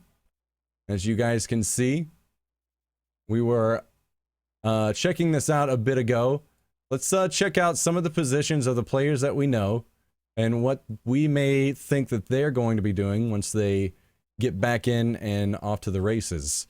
First of all, I'm going to check in with in the area of Summit and Shades. As we saw, they're in this area here, in this tree line right here. And phase 2, which will cover this area, will be up soon. They're going to probably need to move into this tree line. It'll be interesting to see if they want to stick to this side of the airfield or if they want to stick to this wood line over here. And hello? Hey guys. Hey. Soma here. Yeah, so the server's kind of getting choked out a little bit, as you guys can probably tell. We have a backup plan, though. We're moving into it now. Everything should be good to go in just a couple minutes. Thanks again for the patience. Cheers. Thanks, All right, man. thank you for that update, Soma. All right, so as we were saying, that was Summit and Shades. We still have actually Anthony and Sentry that are over in this area. They're very, very close. As we were calling out from the beginning, some really smart players would make this move, get into this wood line, and wait for the move into phase 3. So they're prepared. Ellohime as well in this tree line, very close to them, waiting for his time to move into phase 3. And not too far away, we have the area where Break and Sacriel will be hanging out. They're right over here in this wood line. And as they were headed down the road up here earlier, this road, they were eyeing this direction. So I'm assuming that that may be where they're wanting to go. Either way, they just don't want to end up here caught in a fight with Summit and Shades, who are all in this tree line here. We obviously as well have Thadrius and PsiSyndicate and Kat all in town right in these areas.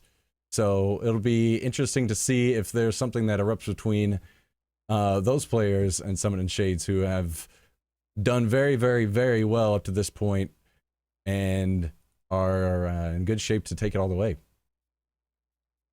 Yeah, absolutely. Thanks for that, by the way. I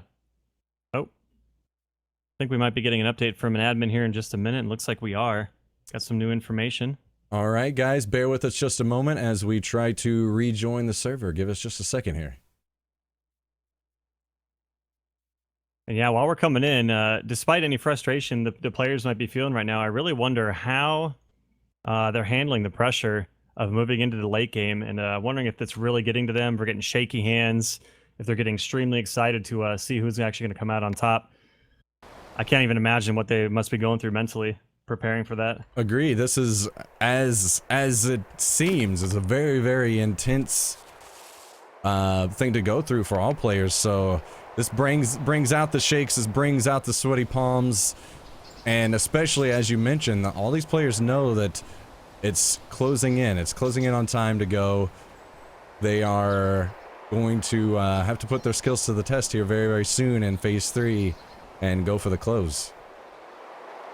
All right, looks like we're getting back in the game here. I'm gonna make sure everyone else is getting logged in. Gonna test out our tools here, make sure everything is working. Absolutely. Looks like a lot of the players have made their way back in. Got Kortex, Psy, and Cat. Thadrius should be along very soon. Summit and Shades. So we got Silent and Kong Fan logged in as well. Sacriel and Break. Looks like we're doing pretty well here. We should be getting underway very, very soon. These players are all on hold for now until our countdown begins. So we'll just check in with them. You guys can get an idea of where they're hanging out again, where they're going to be headed. Seeing this on yourself on the screen and where they may end up.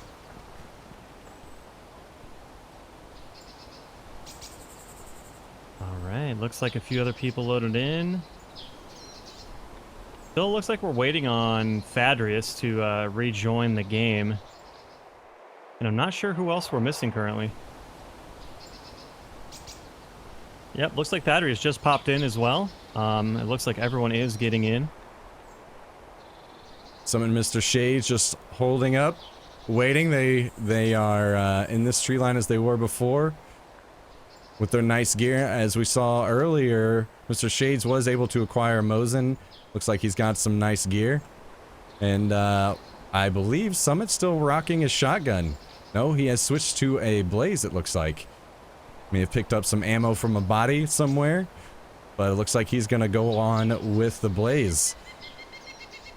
And this is the first I'm noticing it. Kortex with the Blaze on his back, but also a Longhorn equipped in his hands right now. I haven't seen one of those fired yet in the tournament, but I think that would be an amazing kill to catch live on camera. Nice snipe with the Longhorn with that beautiful sound that it makes. Agreed, and he is in a position to do so as well. He's over town where there are some players, so we may see something like that happen. Yeah, Thadrius rocking the flare gun right now.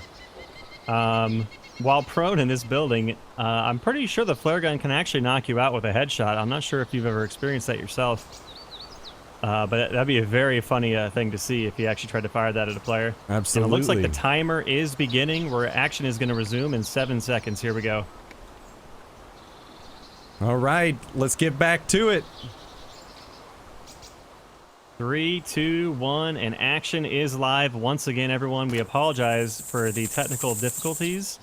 We're going to see if we can stay in through the end here and wrap up a great game so far. Absolutely, it has been wonderful. Tons of action, tons of great players as well, and it's just been really, really great to this point. I can't wait to see how things end up. Yeah, the only players I see moving right now, looks like Summit and Shades are gearing up to make a move. Everyone else is kind of holding still, probably just making sure that we're not having any issues before they decide to risk moving away from their hidey holes. And I'm certain we'll see a transition into Phase 3 very soon, so that's when things will definitely get heated again. Absolutely. Looks like Ellohime just circling his tree line here, trying to decide if he's going to make a move. Kong Fan and SilentSentry just sitting tight for now. Ellohime does look like he's going to move down that tree line towards the airfield. Getting kind of brave, maybe trying to position himself to be one of the first guys to get some of that military loot. Yeah, I was about to say, Summit and Shades continuing their aggressive play. They're on the move. They are closing in on the airfield now. They're preparing. They know Phase 3 change is coming very soon, and they're going to be there and waiting. Yep, they got some nice cover and concealment right here in these bushes. Probably going to look back on town behind them and see if any players are slowly going to move that direction as well.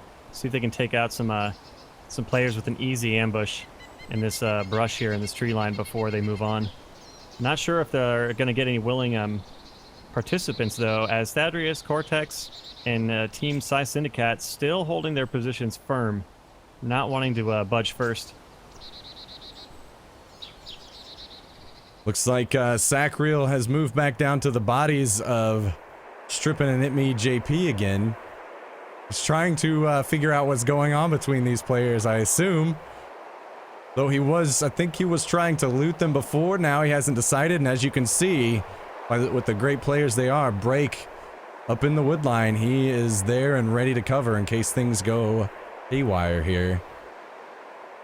Alright, and it looks like Kortex is getting some bravery. He is moving down that tree line closing in on Thadrius' house, less than 60 meters away. Looks like he might be posting up for now, but I think he is geared up and mentally ready to make a charge. And it looks like he has aggroed a zombie as well, so this would be an opportunity for Thadrius to step out of the house, though he may be trying to play it safe and wait for the phase 3 change. Absolutely. A lot of these players terrified to make a mistake in these like final moments of the game and get knocked out and potentially lose out of the top 3 positions. I think everyone really, really wants to play it safe right now, and I don't blame them. And here comes that zombie. Slowly clocking in on Kortex. Hopefully he takes him out silently and no one is the wiser of this little encounter, but if he has to fire a shot, I think we might see a lot of stuff erupt here really soon. I'm in with Kortex first person. Handles the zombie no problem. Like a pro. Took him out. One hit with that axe. Looks like he's going to need to bandage, though. Maybe he took a hit that we did not notice. I did not. That is unfortunate, but hopefully it won't be detrimental to the rest of the game for him. Looks like he's recovered very quickly. We can go ahead and cycle through as well and check the blood on all these players and see where they're sitting and how that may affect them in the later stages. Kortex sitting at 4,200 blood, just a little under 4,300 blood. We'll jump up here to the top of the list. Anthony Kong fan, 5,000 blood, great shape, great shape. Break, 5,000 blood. Ellohime, 5,000 blood. Itmejp on 1.48. Probably going to be seeing him leave very, very soon. Strippin at 0.02. Those guys probably died to lack of food and water, I'm assuming. PsiSyndicate, just a little under 5,000, and Cat 5,000. Check in with interesting Summit. development, actually, really quick. Okay. Thadrius exited his house, looped down the road right in front of Kortex, and then came back in. Now Sacriel is coming right up to Thadrius' house from behind, and Syndicate have also moved into the food house across the street from where they were previously located. I think we might see some action here pretty soon. Yeah, we may be seeing Sacriel moving into town to maybe get different weaponry or some more ammo or possibly food or water. Possibly, but it just seems like all 4 of these players have decided to make a move. Thadrius headed way out in the opposite direction. Is that Kortex taking a shot at him? That is indeed. Kortex took one blaze shot. Looks like he missed Thadrius, but Thadrius is running around like crazy. Got a zombie aggro as well, and Kortex is going to fall back after reloading. Though he does have that zombie aggro, it looks like Thadrius will be alright. He is out in the open and may get spotted, but he may not have any players run after him. He'll definitely be wanting to take care of that zombie as soon as possible, though. Absolutely, and Sacriel narrowly probably missing the attention of Syndicate and Cat.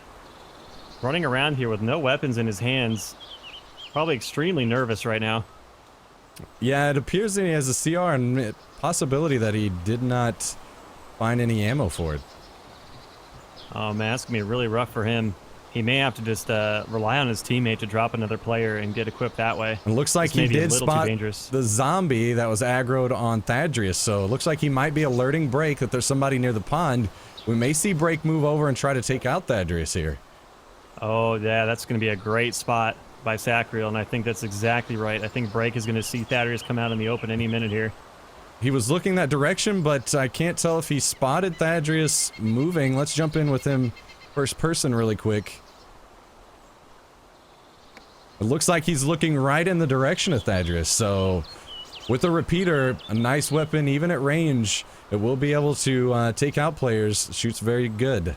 So if Thadrius presents a shot, we may see him go down to the repeater that Break has. Perhaps, and that zombie did kind of run right in front of Break's LOS. So I think Break is suspecting that Thadrius is in this barn right now. That zombie go ahead and pick aggro back up. I'm wondering if he's going to move in. Sacriel leading the charge, though. I'm not sure what he's going to do if he faces Thadrius without a weapon in his hands. Let's jump in with Sacriel first person as he starts his pursuit of Thadrius. Yep, Thadrius is still running as fast as he can, not stopping for that zombie.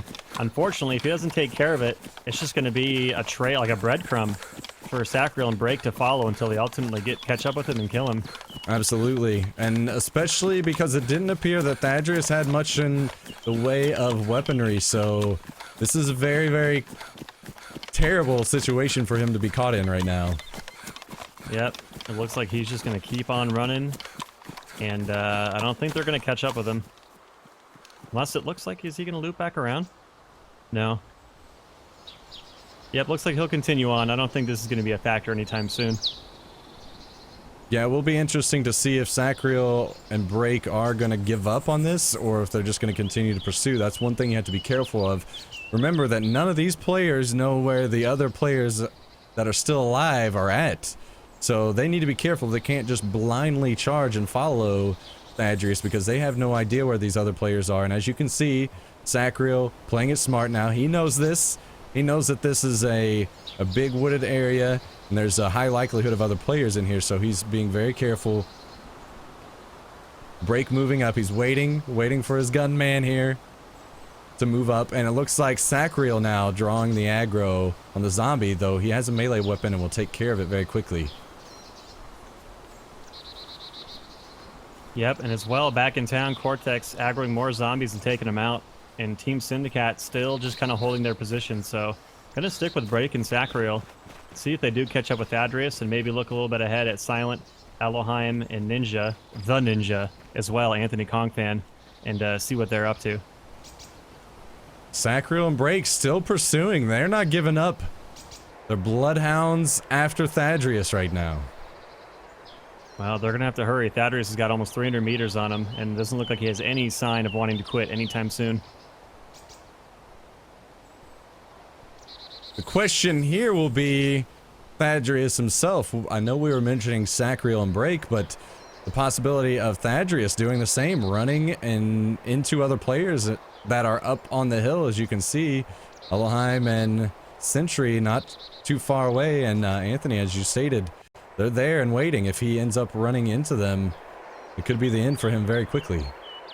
Yep, Thadrius did kind of hold for just a minute and change course. Sacriel's right, nipping on his heels with Break, maybe lining up for a really long Hail Mary shot. I'm not sure if he's going to take it or if they're going to try to collapse on him first and not waste ammunition. Oh, Thadrius has stopped. Sacriel just eyeing the bush he's in right now, feeding information to Break. I think something's going to happen really soon here. It looks like Thadrius has eyes on Sacriel. He knows what's coming up. He's pulled out his flare gun. Though Sacriel doesn't know that it was a flare gun, apparently, dodging around. Now possibly has realized that it was just a flare gun. Clansmen, take me. Here we go.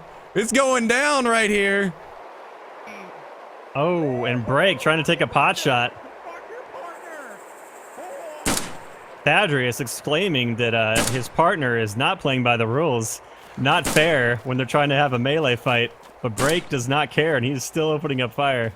Sacriel in hot pursuit with his melee weapon. He's looking to end things quickly for Thadrius. That sledgehammer will do it. Gonna have to be very, very careful that they don't lead into another group of people, though. I think that would be the best action yet, is a pursuit that gets taken in the wrong direction and ends up into a huge bloodbath. Maybe one that even Sacriel did not see coming, so unarmed as he is. Yeah, absolutely, and that's the thing. Hearing shots, that's a key to other players, not only on position, hey, we know there are players over there, but possibly, you know, moving in for a kill. There are some of these guys still playing very aggressive, as you see here. They're gonna try to thin the herd a bit and get themselves into one of those last three places. Yep, Thadrius seems to have lost his pursuer. Sacriel kind of giving up a little bit. Break was taking some pot shots at the end there. Probably not going to have a high likelihood of hitting, though, as he's firing that weapon from about 200 to 300 meters away from Thadrius, but good attempts all the same. I'm going to jump back over here to Cabanino with PsiSyndicate and Cat. Both very geared, as we talked about earlier. They have a very nice setup. They've been playing well together. Remember, PsiSyndicate moving in behind Armetti and Wigguli, the players that had gotten their way here through the qualifiers. Very good players. They had done well through the entire game so far today. PsiSyndicate came up behind him, threw a few shots, missed, but was able to recover and take out both players. So he definitely is set to go, both he and Kat. They'll be definitely a threat as this comes to a close. Yeah, a little bit of zombie aggro there. Nothing they can't handle. Killed him clean and quietly. Kortex could be a factor for them if he decides to move up pretty soon. But Kortex playing is very, very safe and very slow. Albeit, it could be a very smart strategy to just follow the rest of the groups into the next phase and kind of come in on the tail end, hoping everyone else takes each other out first. And as aggressive as they have been playing, even more aggressive now. Summit and Mr. Shades are running these tree lines back and forth, trying to kick people up. They're wanting some blood. And I think they're going to get it too, and I think they have the talent and the skills to make it pay off. These guys have been dominating the competition today. Absolutely. And it looks like also in 10 minutes, Phase 3 will be in effect. So these guys have 10 minutes to shuffle their way over to the next phase towards the Northwest Airfield. And not only have they been aggressive, but they are going to be able to make it there before many other players. You can see Sentry and Anthony Kongfan as well moving up in preparation. Mr. Shades, Summit, heading that way pretty intently. They know what's up. Yep, Sacriel and Break also on the move. Taking a look back at Cabanino one last time, Kortex is closing the distance between himself and Team Syndicate. He's right behind their building in a bush. Not sure if they've seen each other or if it's possible through these windows right here. I think we could see Kortex make a snipe through this door. He does look like he may have spotted something here. Oh, wow! Unbelievable shot by, who was that, PsiSyndicate?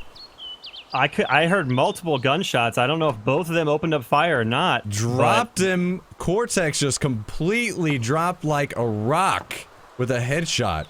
Wow. His body has finally stopped sliding and he is slipping into the afterlife. Amazing shots through the window by a Syndicate. And it looks like PsiSyndicate and Kat taking over Cabanino. It's theirs now, and we're going to remove Kortex. Or Kortex, playing strong until now, teamed with 2MG over C². Their team is now out. All right, flying back on over to Summit. Looks like he's rocking that Blaze, and Shades is still using the Mosin, and they're just really kind of entrenched right now, waiting for players to kind of head that way from Cabanino, I imagine. I'm watching over Sacriel and Break. Looks like they moved a bit away from everybody else to try to get a drink. They were thirsty, needed to work on that. So they've moved to a safe location. They're getting what they need to drink to obviously survive into the end. It's going to be tough to get water around the airfield. There are a couple places, but it is very, very high traffic in those areas. So they're being smart. They're making sure they take care of themselves before they go to the airfield so they can worry about taking out the other players while they're there. Absolutely. It's a very smart strategy, and yeah, all the watering holes near the airfield, very high profile, as you said. Not something you want to do in front of another player. And hopefully, Sacriel will be able to find some of that SKS ammo in those Northwest Airfield lootable buildings, because that's pretty much the only place he's going to have any luck. Right. Hopefully he is able to acquire something. It seemed surely he would have used it by now if he had ammo, so I'm assuming he does not. Hopefully he'll be able to get his hands on something when he gets there. Now, it looks like Sentry and Anthony are already in the airfield zone and looting. Making their way past this camo building right now and past the fire station, wondering where they're going to end up. Absolutely. They jumped right on the opportunity to get to this first and loot it, and that will pay off for them. Absolutely. There are no other players here. They don't know that, so they'll have to be careful, but for now, they're going to be good, and they're going to have their pick over some very nice gear. Yeah, we'll have to keep tabs on them and see what kind of weapons or ammunition they may find. See, it may be very exciting to have some new gear introduced into the tournament. Gonna check back at Cabanino though and see how we're progressing. Dying Cat still taking their time moving out of this building. You guys are playing it very, very careful.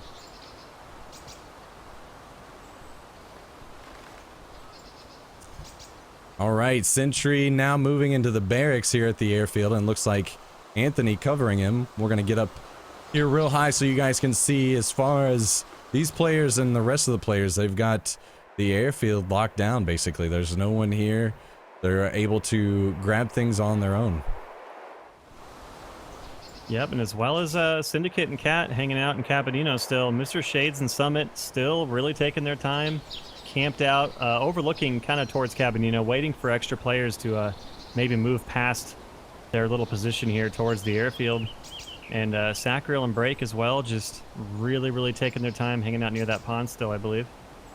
Yeah, it seems that Summit and Shades, you know, they think that maybe that the players are behind them, which there are players behind them, not everyone, and they're watching that way. They're trying to catch somebody moving up this tree line, and we will see Phase 3 begin now. You now have 5 minutes to be within Phase 3, or you face disqualification. You can see all of our players on the move again, and I will pull out to our map again here one more time so you guys can take a look at Phase 3. This is all the Northwest Airfield. And as we discussed before, there are some players here, notably Sacriel and Break, that play here all the time. They know what's up. This is their stomping ground. It'll be interesting to see how they perform in this area for sure. Absolutely. Looks like Ellohime has actually been unearthed from his spot where he was kind of taking a break.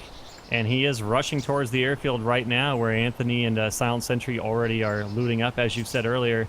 Sacriel and Break were still hydrating last we looked at them, and it looks like they're finally on the move as well.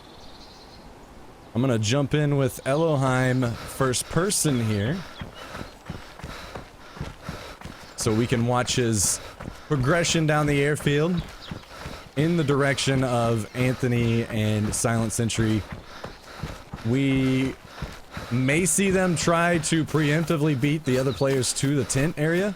Set up basically, as we were talking about earlier, if you have that advantage, if you get there first, then you get that ambush on the people that try to come up later, so. Absolutely, and the admin's being very clear. 5 minutes left to be inside of Phase 3 or face disqualification. I'm a bit stumped as how PsiSyndicate and Cat are still in Cabanino, locked up tight in the building. I think they're probably discussing their strategy to move out, where we also have Summit and his partner still, at least right now, it looks like they're actually going to be moving. They were still covering that area, waiting to see if any other remnants of Cabanino were still going to be moving west, but it looks like they gave that up, and they are going to go ahead and move into Phase 3. I am still pretty stumped as well. I'm watching PsiSyndicate here with teammate Cat, and I guess, as you said, they must be talking something out. They don't have much time to get there, and maybe they're a bit afraid that there are other players out here. Maybe they thought that Kortex had a teammate, and that they needed to watch out for that possibility. Very possible, and also just a last-minute update in case we didn't get it on the death counter. We have lost Strippin and ShortyyGuy. They are both dead. I'm not sure if we got that updated on our pinup board. Okay. And looks like Syndicate and Cat are moving. 3 minutes left to get into Phase 3. They got a zombie in tow. It looks like they are getting the message, though, and they are hightailing it towards the west. Northwest, I should say. All right, well, looks like everybody on their way then. Yeah, but it looks like Anthony, Kongfan, the Ninja, and SilentSentry up near probably the tents right now. Hightailed it right to the end of the area of Phase 3, and they're going to be just having a loot paradise right now, as they're going to have this all to themselves. Sacriel and Break choosing to play it safe, making a very, very big swing you can here. hear me, give me some ammo. He says, "Smack, if you can hear me, give me some ammo." Apparently, he does not have ammo. Let's jump in with him first person here for a bit. as he makes his journey towards the tents down here. Oh, that is highly unfortunate, but that's the way the games go. Hopefully his teammate can do some work and maybe get him geared up. That would be the best thing, absolutely. If they could come across another group of players, especially, say, Ellohime, for instance, since Ellohime is alone, Break could eliminate that player and get Sacriel some gear. Either way, that's going to be something they'll be looking for. It's not going to be good to not have a weapon as this closes out.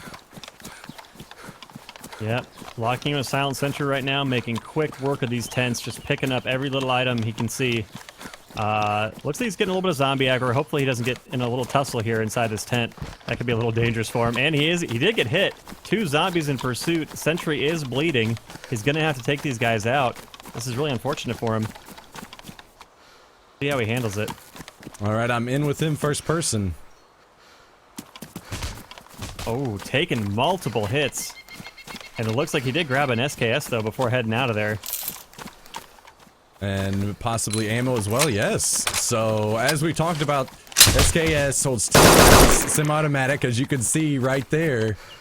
Very, very nice weapon for this kind of situation. Close quarters, semi-automatic. This is going to be what these players want. The shotguns, the semi-auto weapons, they're going to do really well. But, as always, it only takes 1 headshot. So, if you're a good shot, any of the weapons can succeed. Alright, and just an update, making sure, did we get Thadrius is dead as well? I'm not sure if we had that captured. I did not know that. Thadrius is dead. We did see him run off into the distance, and we kind of lost track of him a little bit there. Apologies.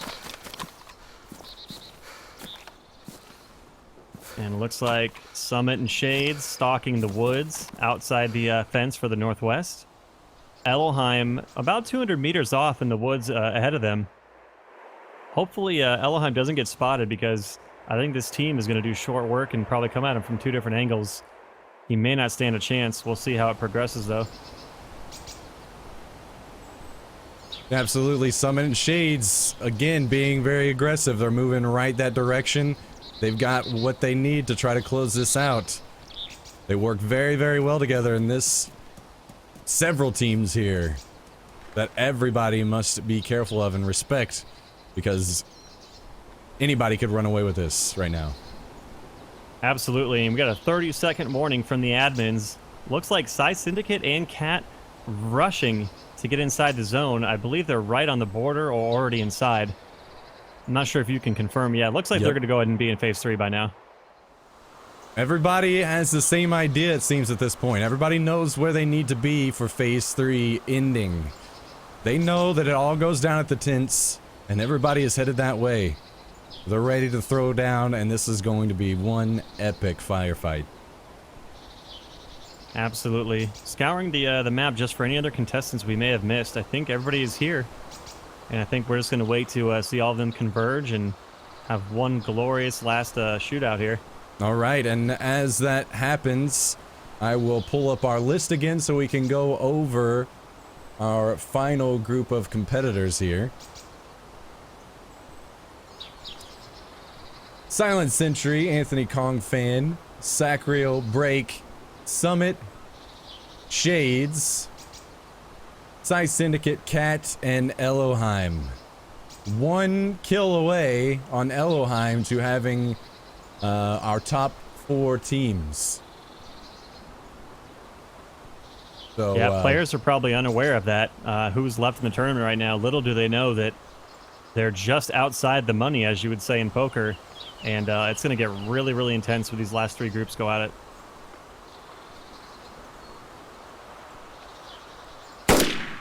Jumping like in Sacriel. here. Oh, go ahead. Oh, shots fired, actually. What is that? Probably it's zombies. I think SilentSentry took a shot at a zombie. And was able to take down the zombie. A little aggro around here. Of course, it would be better to take these out with melee weapons, so not to alert other players of the positions, but they're trying to play it safe. Especially if they are ambushed at any second, they would have their gun at the ready. And it looks like Anthony's switching this time to a melee weapon, trying to be a bit more quiet about it. Yeah, Ellohime may have heard those shots, though. I think he would have been in range, and it looks like he's going to be coming up the top side of the tents, and he may work his way down and run into these guys very, Looking very to soon. make a move, it appears. On his way with the shotgun. Zombie following close behind. Possibly, looks like gonna try to take a bit of refuge here inside of this bunker. Wonder if he knows that he has a zombie close behind. And a killer team of players less than 200 meters down the wall from him. Agreed. And another update really quick. Not sure if we have it on the kill board, but Itmejp is also dead as well. Mm-hmm. Just making sure we had that up there. All Thank right, you. looks like Silent and Anthony still pulled up by these bushes. Could move up on Ellie any second. All right, I'm in with Summit and Shades now inside of a building here, looking for a bit of gear. They've got some nice gear so far, but anything as far as especially food and those that they picked up will definitely help if they need it. They've got a bit of zombie aggro. Did we just missed some action? I'm not sure. I heard a shot ring out from Silent and Anthony. I'm not sure where Ello has gone. Ellohime's still inside of the bunker, but actually got dropped, it looks like. Dead. Ellohime is dead. And you say it was SilentSentry who made the kill. That is the shot I heard. I think I was mistakenly looking at the bottom floor of this little bunker, but yes, it looks like he probably took a shot to his dome and was taken out from a distance by Team Sentry Ninja, or Ninja Sentry. Okay, well, we're seeing another announcement. We're down to our final 4 teams. Everyone must play inside of the walls of the airfield, so we're going to need to see Sentry and Anthony move in very, very soon. 5 minutes to comply. All right, and that was a mistake on my part. It looks like Ellohime was taken out by Anthony Kongfan, actually, with an amazing shot. There have been several great shots today. It's been a lot of intense action for sure. Yep, Anthony Kongfan, known for his sniping skills, and I think he did that with iron sights only as an amazing shot. All right, well, we're going to go ahead and pull up our Phase 3 map here again so you guys can see. We had Summit and Shades moving in the wood line down here, headed that way. Break and Sacriel off this direction.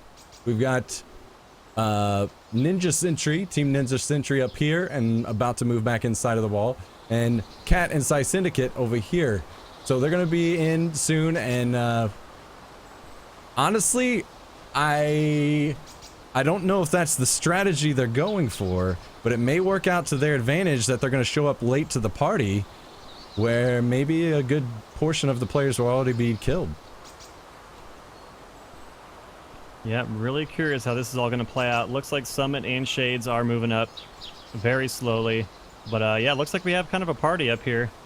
Poor Ellohime getting taken out. And looks like Silent and Anthony heading back down the wall they were previously heading towards. I'm really kind of curious how this is going to go with Sacriel Break as far out as they are. Plus, with that warning of within 5 minutes they need to be inside of the airfield walls. They're going to have to collapse in pretty soon. It looks like they know this. They're just trying to be very cautious. Wait till the last second to squeeze in. I'm going to jump in with Break first person here, so I can see what they've got going on. It looks like they've found another Mosin, so they're working on getting equipped, both of them, with the Mosins. And they are both very, very comfortable with the weapons, so as long as they can make it inside of the walls soon, this is going to be very, very interesting for all of these players. All very, very great teams, and I'll say it again, anybody could win this. Absolutely. I think everyone's got an equal shot at taking this out. And it looks like Sentry and Anthony really making their way to the other side of the airfield.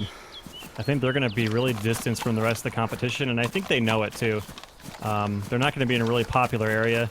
I think they're going to take this 4 minutes to hang outside the wall until the last possible second before re-entering the area, and hopefully buy themselves some extra time of being safe and out of harm's way.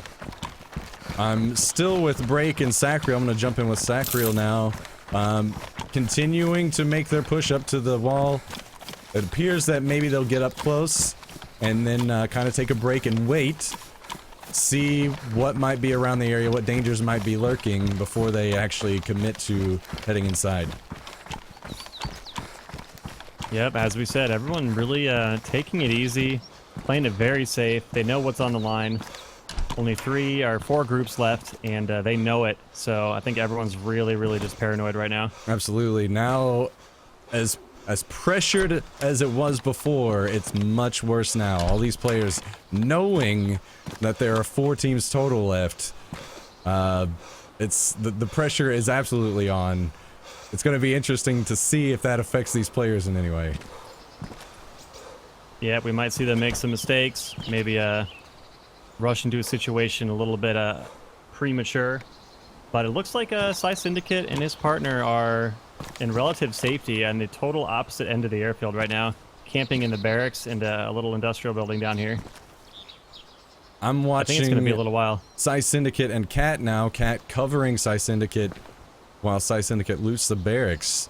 As always, these players are going to be looking to see if they can find any higher military grade weaponry or items that will help them survive in the end. Agreed, agreed. I think all of our players are really, really spread out. I'm guessing our action is going to be with Summit and Break and Sacriel and sorry, Shades. I apologize. I think these guys are getting really close to each other, about 150 meters out. This may be where we see the next big fight with these 2 powerhouse teams. And yeah, absolutely. Now Sacriel has a weapon. We saw that he was able to acquire a weapon and ammo, so this could result in a very, very good firefight between this group of wonderful players. 2 minutes to be inside of the walls of the airfield. Yep, that warning coming in, probably just sounding like a doom bell to some of these players, knowing that they're going to be forced closer and closer to the enemy. I think blood pressure is going to be raised, and anticipation is going to be very high. 2 minutes to get in there and battle it out. And as I was stating earlier, it looks like Sacriel and Break going to try to scope things out, see if there's anything dangerous. Yet they don't know. Summit and Shades are right inside.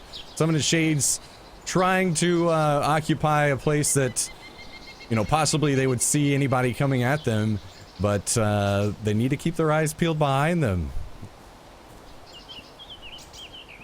Yep, everyone playing very, very cautiously, as we said. Really wondering where the next move is going to take place.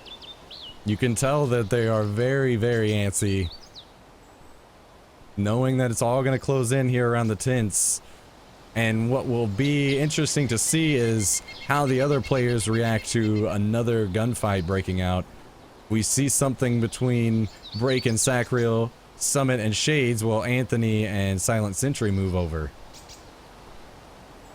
Anthony and Silent really scoping out with their Mosins right now, knowing they have less than 2 minutes to be inside this wall. They are rushing back towards the tent area. Hopefully we see these 3 groups collide. I think that would make for an amazing show. Absolutely would. PsiSyndicate and Cat still at the other end of the airfield. They're well within the play area. No problems there.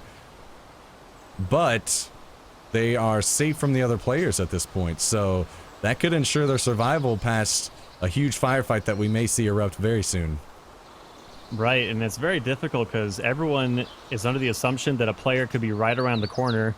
No one has the ability to see what we're seeing right now, and I think that must be just so terrifying for them right now.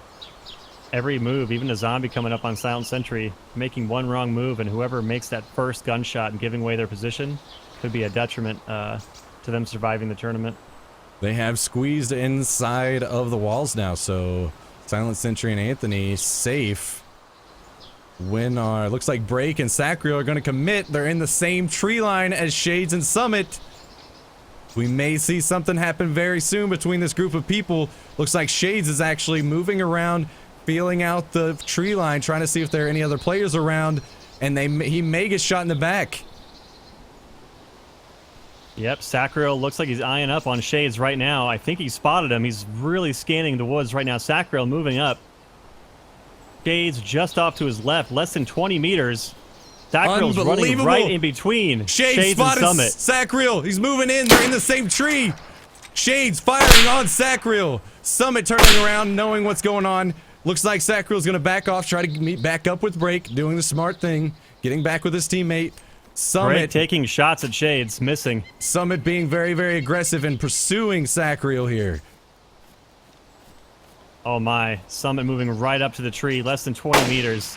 Looks like he has Took a eyes shot on at Break. Break. Yes. Firing on Break. Sacriel very close by. He may try to return fire on Summit. Though he didn't quite see Summit, Mr. Shades is going to try to swing around as well.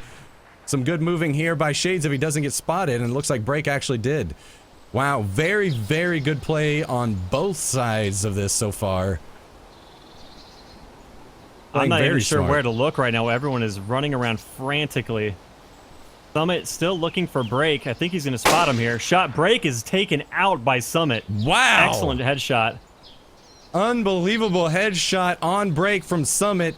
Is he going to get Sacriel? Looks like Sacriel coming in, knows that his teammate was just taken out. We're going to see something between Sacriel and Summit here. What? Oh! Unbelievable shot from Sacriel to take out Summit. Returned One member it. of each team is down. Eye for an eye, and Shades is pursuing Sacriel now with a zombie. How's that going to affect this firefight? Sacriel dropping out, trying to get away from his pursuer, now turning things. Oh my god. Point blank shots, both missing with the zombie just running around between both players. Very Sacriel intense. is pursuing Shades. Now the zombie has switched aggro onto Sacriel. Are we going to see these players split up here, or are they going to continue? As you can see, that zombie will give Sacriel away. He needs to take it out quickly. Looks like he's going to drop out, and Mr. Shades is dropping back as well, maybe to try to acquire some of the gear. Yep, Shades may swing back and grab some of that ammo. Actually, it looks like he spotted the zombie and he's going to be chasing and pursuing. He knows that zombie is right on Sacriel's heels. And I have to be careful because we have other teams. They don't exactly know where they are, but Shades giving pursuit. He's, like you said, he sees the zombie. He's right in on Sacriel's heels. If Sacriel wants to hide any longer, he needs to take out that zombie. I believe Sacriel spotted him very briefly, but now he's going to go for cover. Shades still in pursuit. Sacriel, is he going to take care of the zombie? He is. He goes ahead and gives his position away one more time, takes that zombie out. Shades crossing the road right on his ass. We're coming up really quick to a good gunfight here. The question is, whenever the gunshots are going off in the tent area, will Anthony and Sentry move in and try to clean up what's left? It looks like they're not responding to the gunfire just yet. Sacriel hiding in a tent, and Shades falling back, maybe to go back to those bodies that were left out in the woods. Meanwhile, we still have PsiSyndicate and Kat at the other end of the airfield. They are safe from all of this, ensuring their own survival towards the end. Incredible gunfight from both sides of that. Summit make an excellent shot on Break, and then Sacriel returning the favor on Summit. Oh man, this is insane. Silent and Anthony Kongfan really holding their position. Sacriel running less than 150 meters away, just cycling through the tents right now. Probably just looking to catch eyes on his pursuer, but not finding him. It may lead him right in front of Anthony Kongfan and SilentSentry, and they have open fire. Are they going to bring Sacriel's run here to an end? He's dipping and dodging. Yep, looks like they missed their shots. Sacriel is aware of the new enemy threat. And he's going to fall back inside these tents and probably rethink his plan there of running out in the open. Shades moving as well. He hears the gunshots, realizing what he needs to do, trying to get over to where he can get some eyes on this situation. Yep, Sacriel still bobbing in and out of these tents, trying to catch any player movement and just, get cover instantly and be able to respond if he catches anybody with his eye. Currently, I don't think he's going to run into anyone, though, but he must be out of his mind and paranoia. Agreed. Looks like it's going to be quiet. Let's jump in with Still stalking the Sacriel, forest, too. first person here for a bit, as he continues his run inside of the tents. All right. As you can see, Sacriel is bobbing and weaving next to that wall right there, just keeping his eyes open. Shades to his left, about 100 meters, 200 meters out, entering the tent area. Actually looks like he's falling back and running down the road outside. These guys should run into each other fairly soon. And we're seeing an update. In 5 minutes, the play space will be restricted to the emergency camp within the top of the northwest airfield. That's where Sacriel is right now. Everyone has to be in this area in 5 minutes. Yep, PsiSyndicate and Cat are going to have to make their way up from the south end of the airfield and really hightail it to get up to where the rest of the action is taking place currently. Looks like Shades is now bobbing and weaving through all of the tents, similar to how Sacriel was, with a zombie in tow. Sacriel's going to see this very soon. Hopefully not exposing himself to Anthony and Silent at the same time. Very, very close to one another. Shades, coming out of this tent, could have spotted Sacriel, but he didn't. So close. Shades might actually end up getting into the line of sight of Anthony and Silent as well, if he runs out into the open here in about a minute. Oh my, 2 tents away from each other. So very, very close to one another, and is it gonna happen? Here we go. Unbelievable Sacriel timing. Camping in this tent. Shades walking right in front of it right now. They're in the same tent. A random shot Shades and a miss firing. by, Sacriel making an incredible move, trying to dip behind the door so Shades would keep running. It threw him off for a second. How are they going to finish this? Back into the same tent, the blind fire. It looks Shades like takes a hit. Shades, He's still yes, up, is but bleeding. he is bleeding. Oh my, Shades One still kill bleeding. away. Sacriel was putting the moves on. 1 kill away here from being to our final 3 teams. If Sacriel finishes this, or Shades on him. It looks like Shades put away his weapon. Maybe he's out of ammo. Maybe this is the end for Mr. Shades. Yep, he might be trying to go for the Hail Mary knockout. Doesn't have time to bandage himself. He's just going to end it right here. One way or the other. Looks like Anthony and Sentry playing it safe. They do not want to get involved. Yep. Looks like Shades is pumping his fist furiously. Not connecting just yet. This Sacriel breaking right out the sledgehammer. He's going to take out the zombie. And it looks like Shades realizes that's not a fight he wants to be a part of, and he's going to move on and try to bandage. Sacriel has lost sight of him, and he'll be able to do so. Yep, he gets 1 hit on that zombie, but doesn't finish him off yet. Still being pursued by the zombie. I think Sacriel's going to turn around and take care of this really quick, or he may try to find Shades before he gets a chance to heal. Sacriel in pursuit. He's looking very, very intently, and he may end up seeing him. Mr. Shades, I believe, may have even just spotted Sacriel and realizes he needs to dip out of here completely. So he should be safe now. Yep, Shades really needs to address that bandage situation. He is still bleeding. It looks like he's going to do that right now. Hiding in a tree, and he has begun the bandaging process. All of his gear looks ruined for the most part. He took a pretty nasty hit. Sacriel running through these tents like a man. He doesn't Like a care. He's madman. ready to face anyone right now. And there's that 2-minute warning to be inside the camp area. Syndicate and Cat still have not made their way up here. They have less than 120 seconds to make their way into the tents. Meanwhile, Shades circling right behind Sacriel, 70 meters away. And it looks like Shades is going to go ahead and head outside the wall again as well.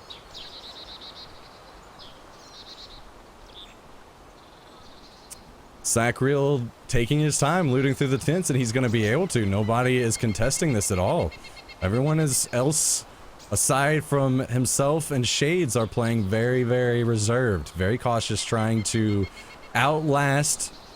They can hear all the shots. They're watching, as you can see here. Long-range scope, looking that direction. They're ready to make any shots they're presented with, but they're not going to put themselves out into danger. Absolutely. And Shades back into the military tent area with a zombie in tow. Sacriel about 100 meters down the tent line from him. I think these two are going to tango again before we see any other involvement from Anthony or Silent, who are being very, very patient, as you said. Looks like Sacriel's trying to just kind of regain his composure a bit, taking his time. Watching out. Zombie is right on Shades' tail. I'm not sure he can afford to get bloodied again. I'm not sure if he's going to take his time and address this situation or not. Now have 1 Looks minute like to he's doing be that right now. inside of the camp. PsiSyndicate and Kat have cut it close all throughout the event. Looks like they're going to do it here again. Shades stabbing this zombie repeatedly in the face with a combat knife, not getting any work done, taking hits himself as well. This is not good. And Looks like he knocked the SilentSentry zombie down. and Anthony Kongfan moving up as well. They've pushed up to the edge of the camp, and they're moving in. It's going All right, to get looks very like serious Shades. very soon. Absolutely. Shades did take a zombie out after about 15 hits with his combat knife. Took a little bit of damage himself. And now, how is this going to play out? Sacriel behind the military bunker here. Shades in the middle with Team Anthony and SilentSentry, as you said, moving in as well. This is very, very good.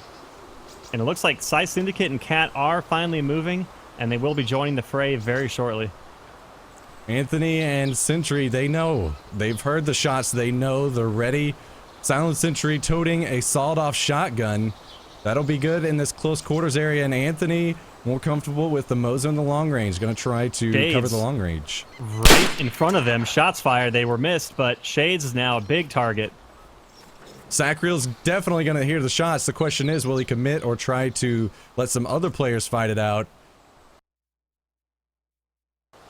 Oh, Shades back in the open. He's just juking right now. Not sure where he's getting shot from. Oh, he's pushing up right now. This is going to be big. Pushing up with a shotgun right behind him. Is he going to be able to make the shots on these guys? They don't even know he's there. He missed a wonderful opportunity. Is he going to be able to capitalize now? Oh my. Oh my. Blood. Completely destroys SilentSentry with this shotgun. Caught him completely unaware of where he was, and now Shades in pursuit of Anthony. The question is, do these players run straight into Sacriel?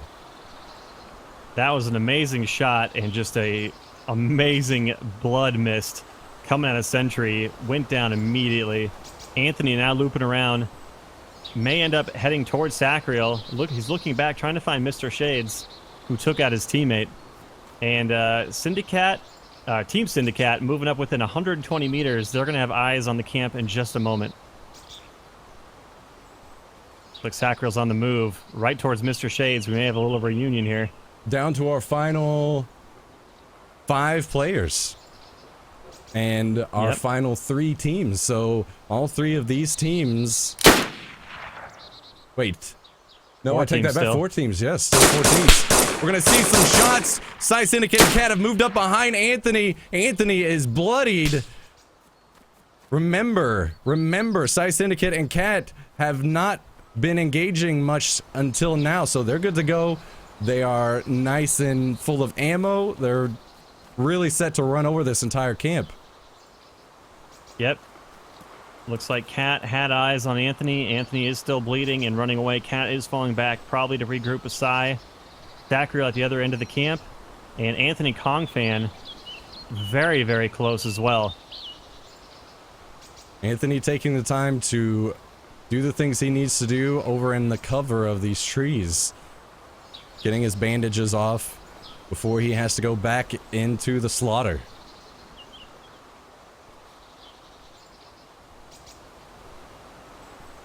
Looks like Sacriel still moving around the tents as he was before. He's looking for blood. He lost his teammate recently and is ready to take it out on these other players. Now, correct me if I'm wrong. Did we lose Mr. Break? We did. Okay, I forgot where that happened. All right, we're down to the last 3 teams. 1 minute to be within the emergency camp at the top of the Northwest Airfield. And it looks like Sacriel's walking right up on Anthony Kongfan. Oh, God, the players spotted each other. Looks like Anthony's just going to run. Or he's going in with for a melee weapon. What's Sacriel going to do in this decision? He is going to drop Anthony. Anthony did get a sledgehammer shot on him, but Anthony will go down. Sacriel finishes him off with a shot to the dome, and he's going to have to run and heal. Anthony Kongfan is down and out, and we have our final 2 teams. Sacriel versus the fully healthy team of PsiSyndicate and Kat. What a run Can Sacriel here at hero the play end. this? Yeah. What a run at the end here by Sacriel. Really, really coming up big. If he can pull it out 1v2 at the very end, I don't think anyone's going to be able to live that down. He's going to be a hero for quite some time. Unbelievable performance so far. He's going to need to be careful because, as we stated before, PsiSyndicate and Kat, they have nice weapons. Those SKSs will do very, very well against Sacriel's slow-firing Mosin in these close quarters areas.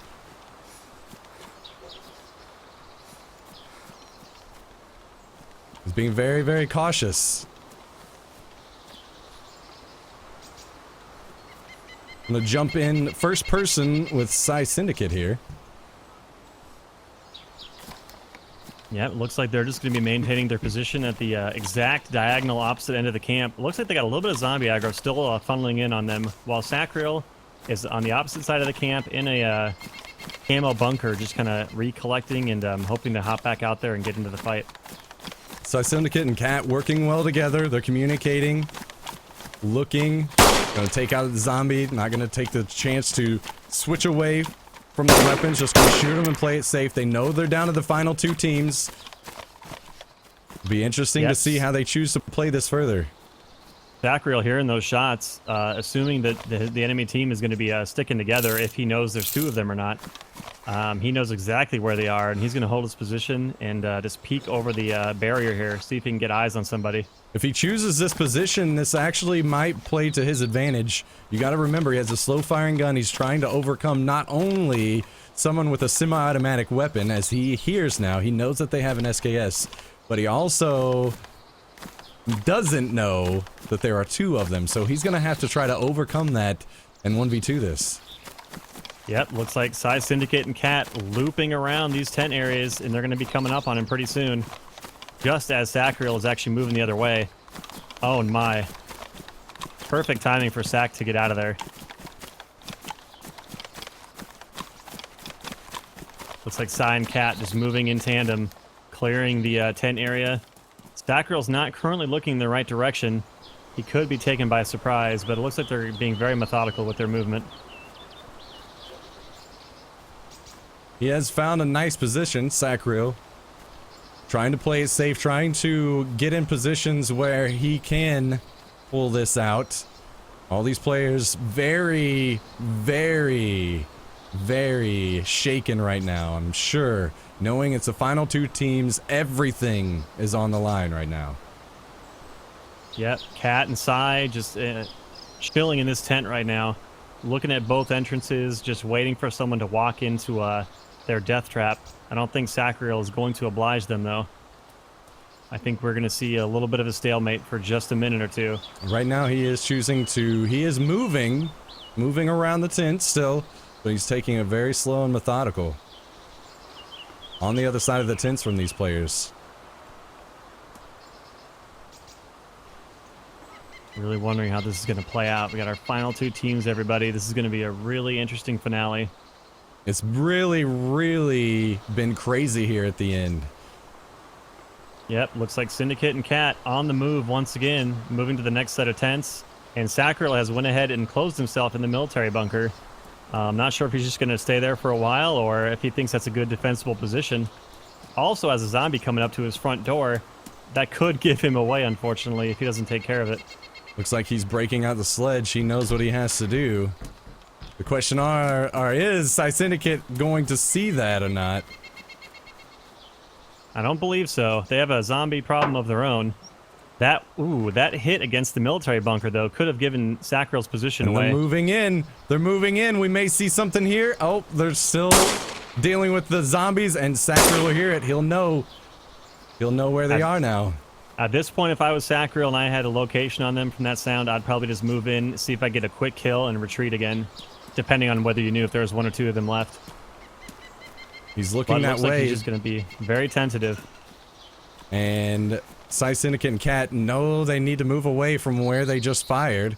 Moving away, though they do have zombies still. Yeah, the zombie problem has been a real issue for these guys. They're having a really hard time of clearing these zombies without shooting at them, constantly pinging their position to the enemy. Looks like Sacriel is making that move. He may try to push in and get a quick kill and then reposition. I think we're going to get eyes right here. Sacriel spots PsiSyndicate. No shot taken. He's being very patient. Cat sees him and shoots at him first. Opens fire. Sacriel dropping away. Looks like he's still good. He's not bleeding. Players PsiSyndicate and Cat in pursuit. Are we going to see another round right here? Looks like we will. Sacriel not quite comfortable. Shoots and misses PsiSyndicate, from what I can tell. Thought I saw some blood come off of Sacriel, but he's not bleeding. Oh, Cat's moving up right behind him. They misses don't him. know that Sacriel has moved on. Is he going to get away? It looks like he will for now. Did Cat just got catch eyes on him? Eyes on Sacriel again.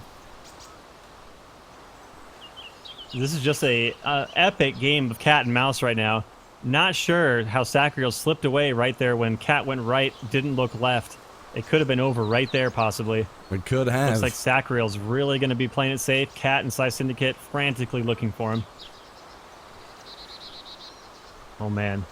All these players very out of breath, being very aggressive, looking to close this out. You know they're shaking. You know they're nervous. Cat and PsiSyndicate, our final team. The only ones to make it all the way to the end as a pair. Yep, they're circling the same tents over and over, wondering if they miss. Sacriel gets sight on Psy, takes a shot. Not sure if it connected. Looks like it didn't. Syndicate throwing shots at Sacriel. Sacriel knows he can't stay in that tent. He dipped in for a minute and moved out. Still moving throughout the tents. Just some very narrow misses. Another zombie running in to say hi. Hopefully not going to aggro. Oh, Sacriel and Cat possibly have eyes on each other. The zombie's not deciding who he's going to go for. Whose position is he going to compromise? Looks like Sack and Psy got eyes on each other. Psy takes a hit and is bleeding, I believe. Nope, that is incorrect. It looked like he took a hit, but he's not bleeding. PsiSyndicate still pursuing, and Cat's going to come in behind Sacriel. We may see it end right here. Sacriel dipping and dodging very good right now. He's avoiding both these players, but he walked outside in front of PsiSyndicate's SKS. Apparently, PsiSyndicate doesn't want to deal with the zombie, though. This is an insane game of cat and mouse, as you said. Unbelievable. And yeah, Psy did take a hit. His, oh, here we go. Massive rapid fire. Unbelievable. Sacriel with the jukes, and Psy just coming a little up bit of the empty. potato on his aim. Unbelievable. Sacriel still running. PsiSyndicate in hot pursuit. Cat may cut him off here. Here we go again. Is this going to be the end? Oh, Sacriel is bloodied. Sacriel my trying God. his best. It is all coming to an end very, very soon. Sacriel very, very bloody. Zombies still interfering. This is unbelievable how this hasn't played out just yet. Cat picking up that zombie aggro. Sacriel still... Oh, he's going to run right into Cat here. Oh, he misses his shot. Makes a nice shot. Oh! Sacriel takes another Mosin hit, I believe. Sacriel dodging like a champ right now. I cannot believe he's still alive.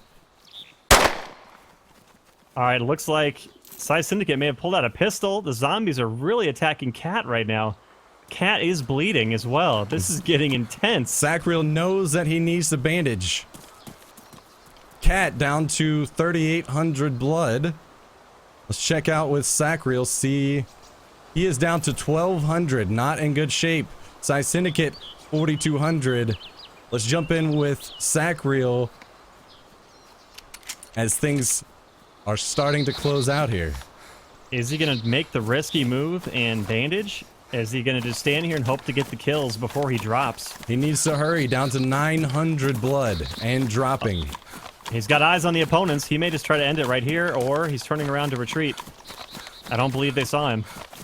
All right, Cat clearly sees Sacriel heading into the bunker. Down to 690 blood. This could be the end. Oh! Sacriel going down. We have our winners. PsiSyndicate and Cat. Syndicate. Taking out a little bit of that aggression on Sacriel for evading them so well. but we do have our winners. Unbelievable finish. Sacriel, hats off for his survival effort there. That was unbelievable dodging. I can't believe he lived that long, and we may see them go out together here at the end. With the There pink they Derringer. go! Oh, and dual seppuku to finish it out. An amazing, flashy finish from these two competitors. What a great finish. What a great finish. Congrats to the winners. Congrats to all of the competitors for such a great event today. Wow, that was ended in style. Unbelievable. Such a great match. And a huge thanks and shout out, guys, to the DayZ Team 775 for all the support and helping us set up this event. As well, again, as Astro Gaming for the awesome swag they provided for the tournament. And Multiplay Servers, absolutely. All of the people that helped make today's event possible. Thank you very, very much. And I believe in just a moment we're going to get Soma in here as well to do a couple words with possibly the winners. I'm not sure if they're going to bring them in here or not. We're going to wait and hear from them very soon. Yeah, well, one last time, we'll look at our list here. This was our final lineup. As you guys saw, we had Sacriel, PsiSyndicate, and Kat. 1v2. Sacriel wasn't able to come out. PsiSyndicate and Kat are winners of the event today. Congrats again to them. Wow, that was a crazy event. What's up, guys? Awesome job with the casting. It's pretty Thank you very crazy much. there. So it looks like we have Kat and PsiSyndicate as our winners. So congrats to them.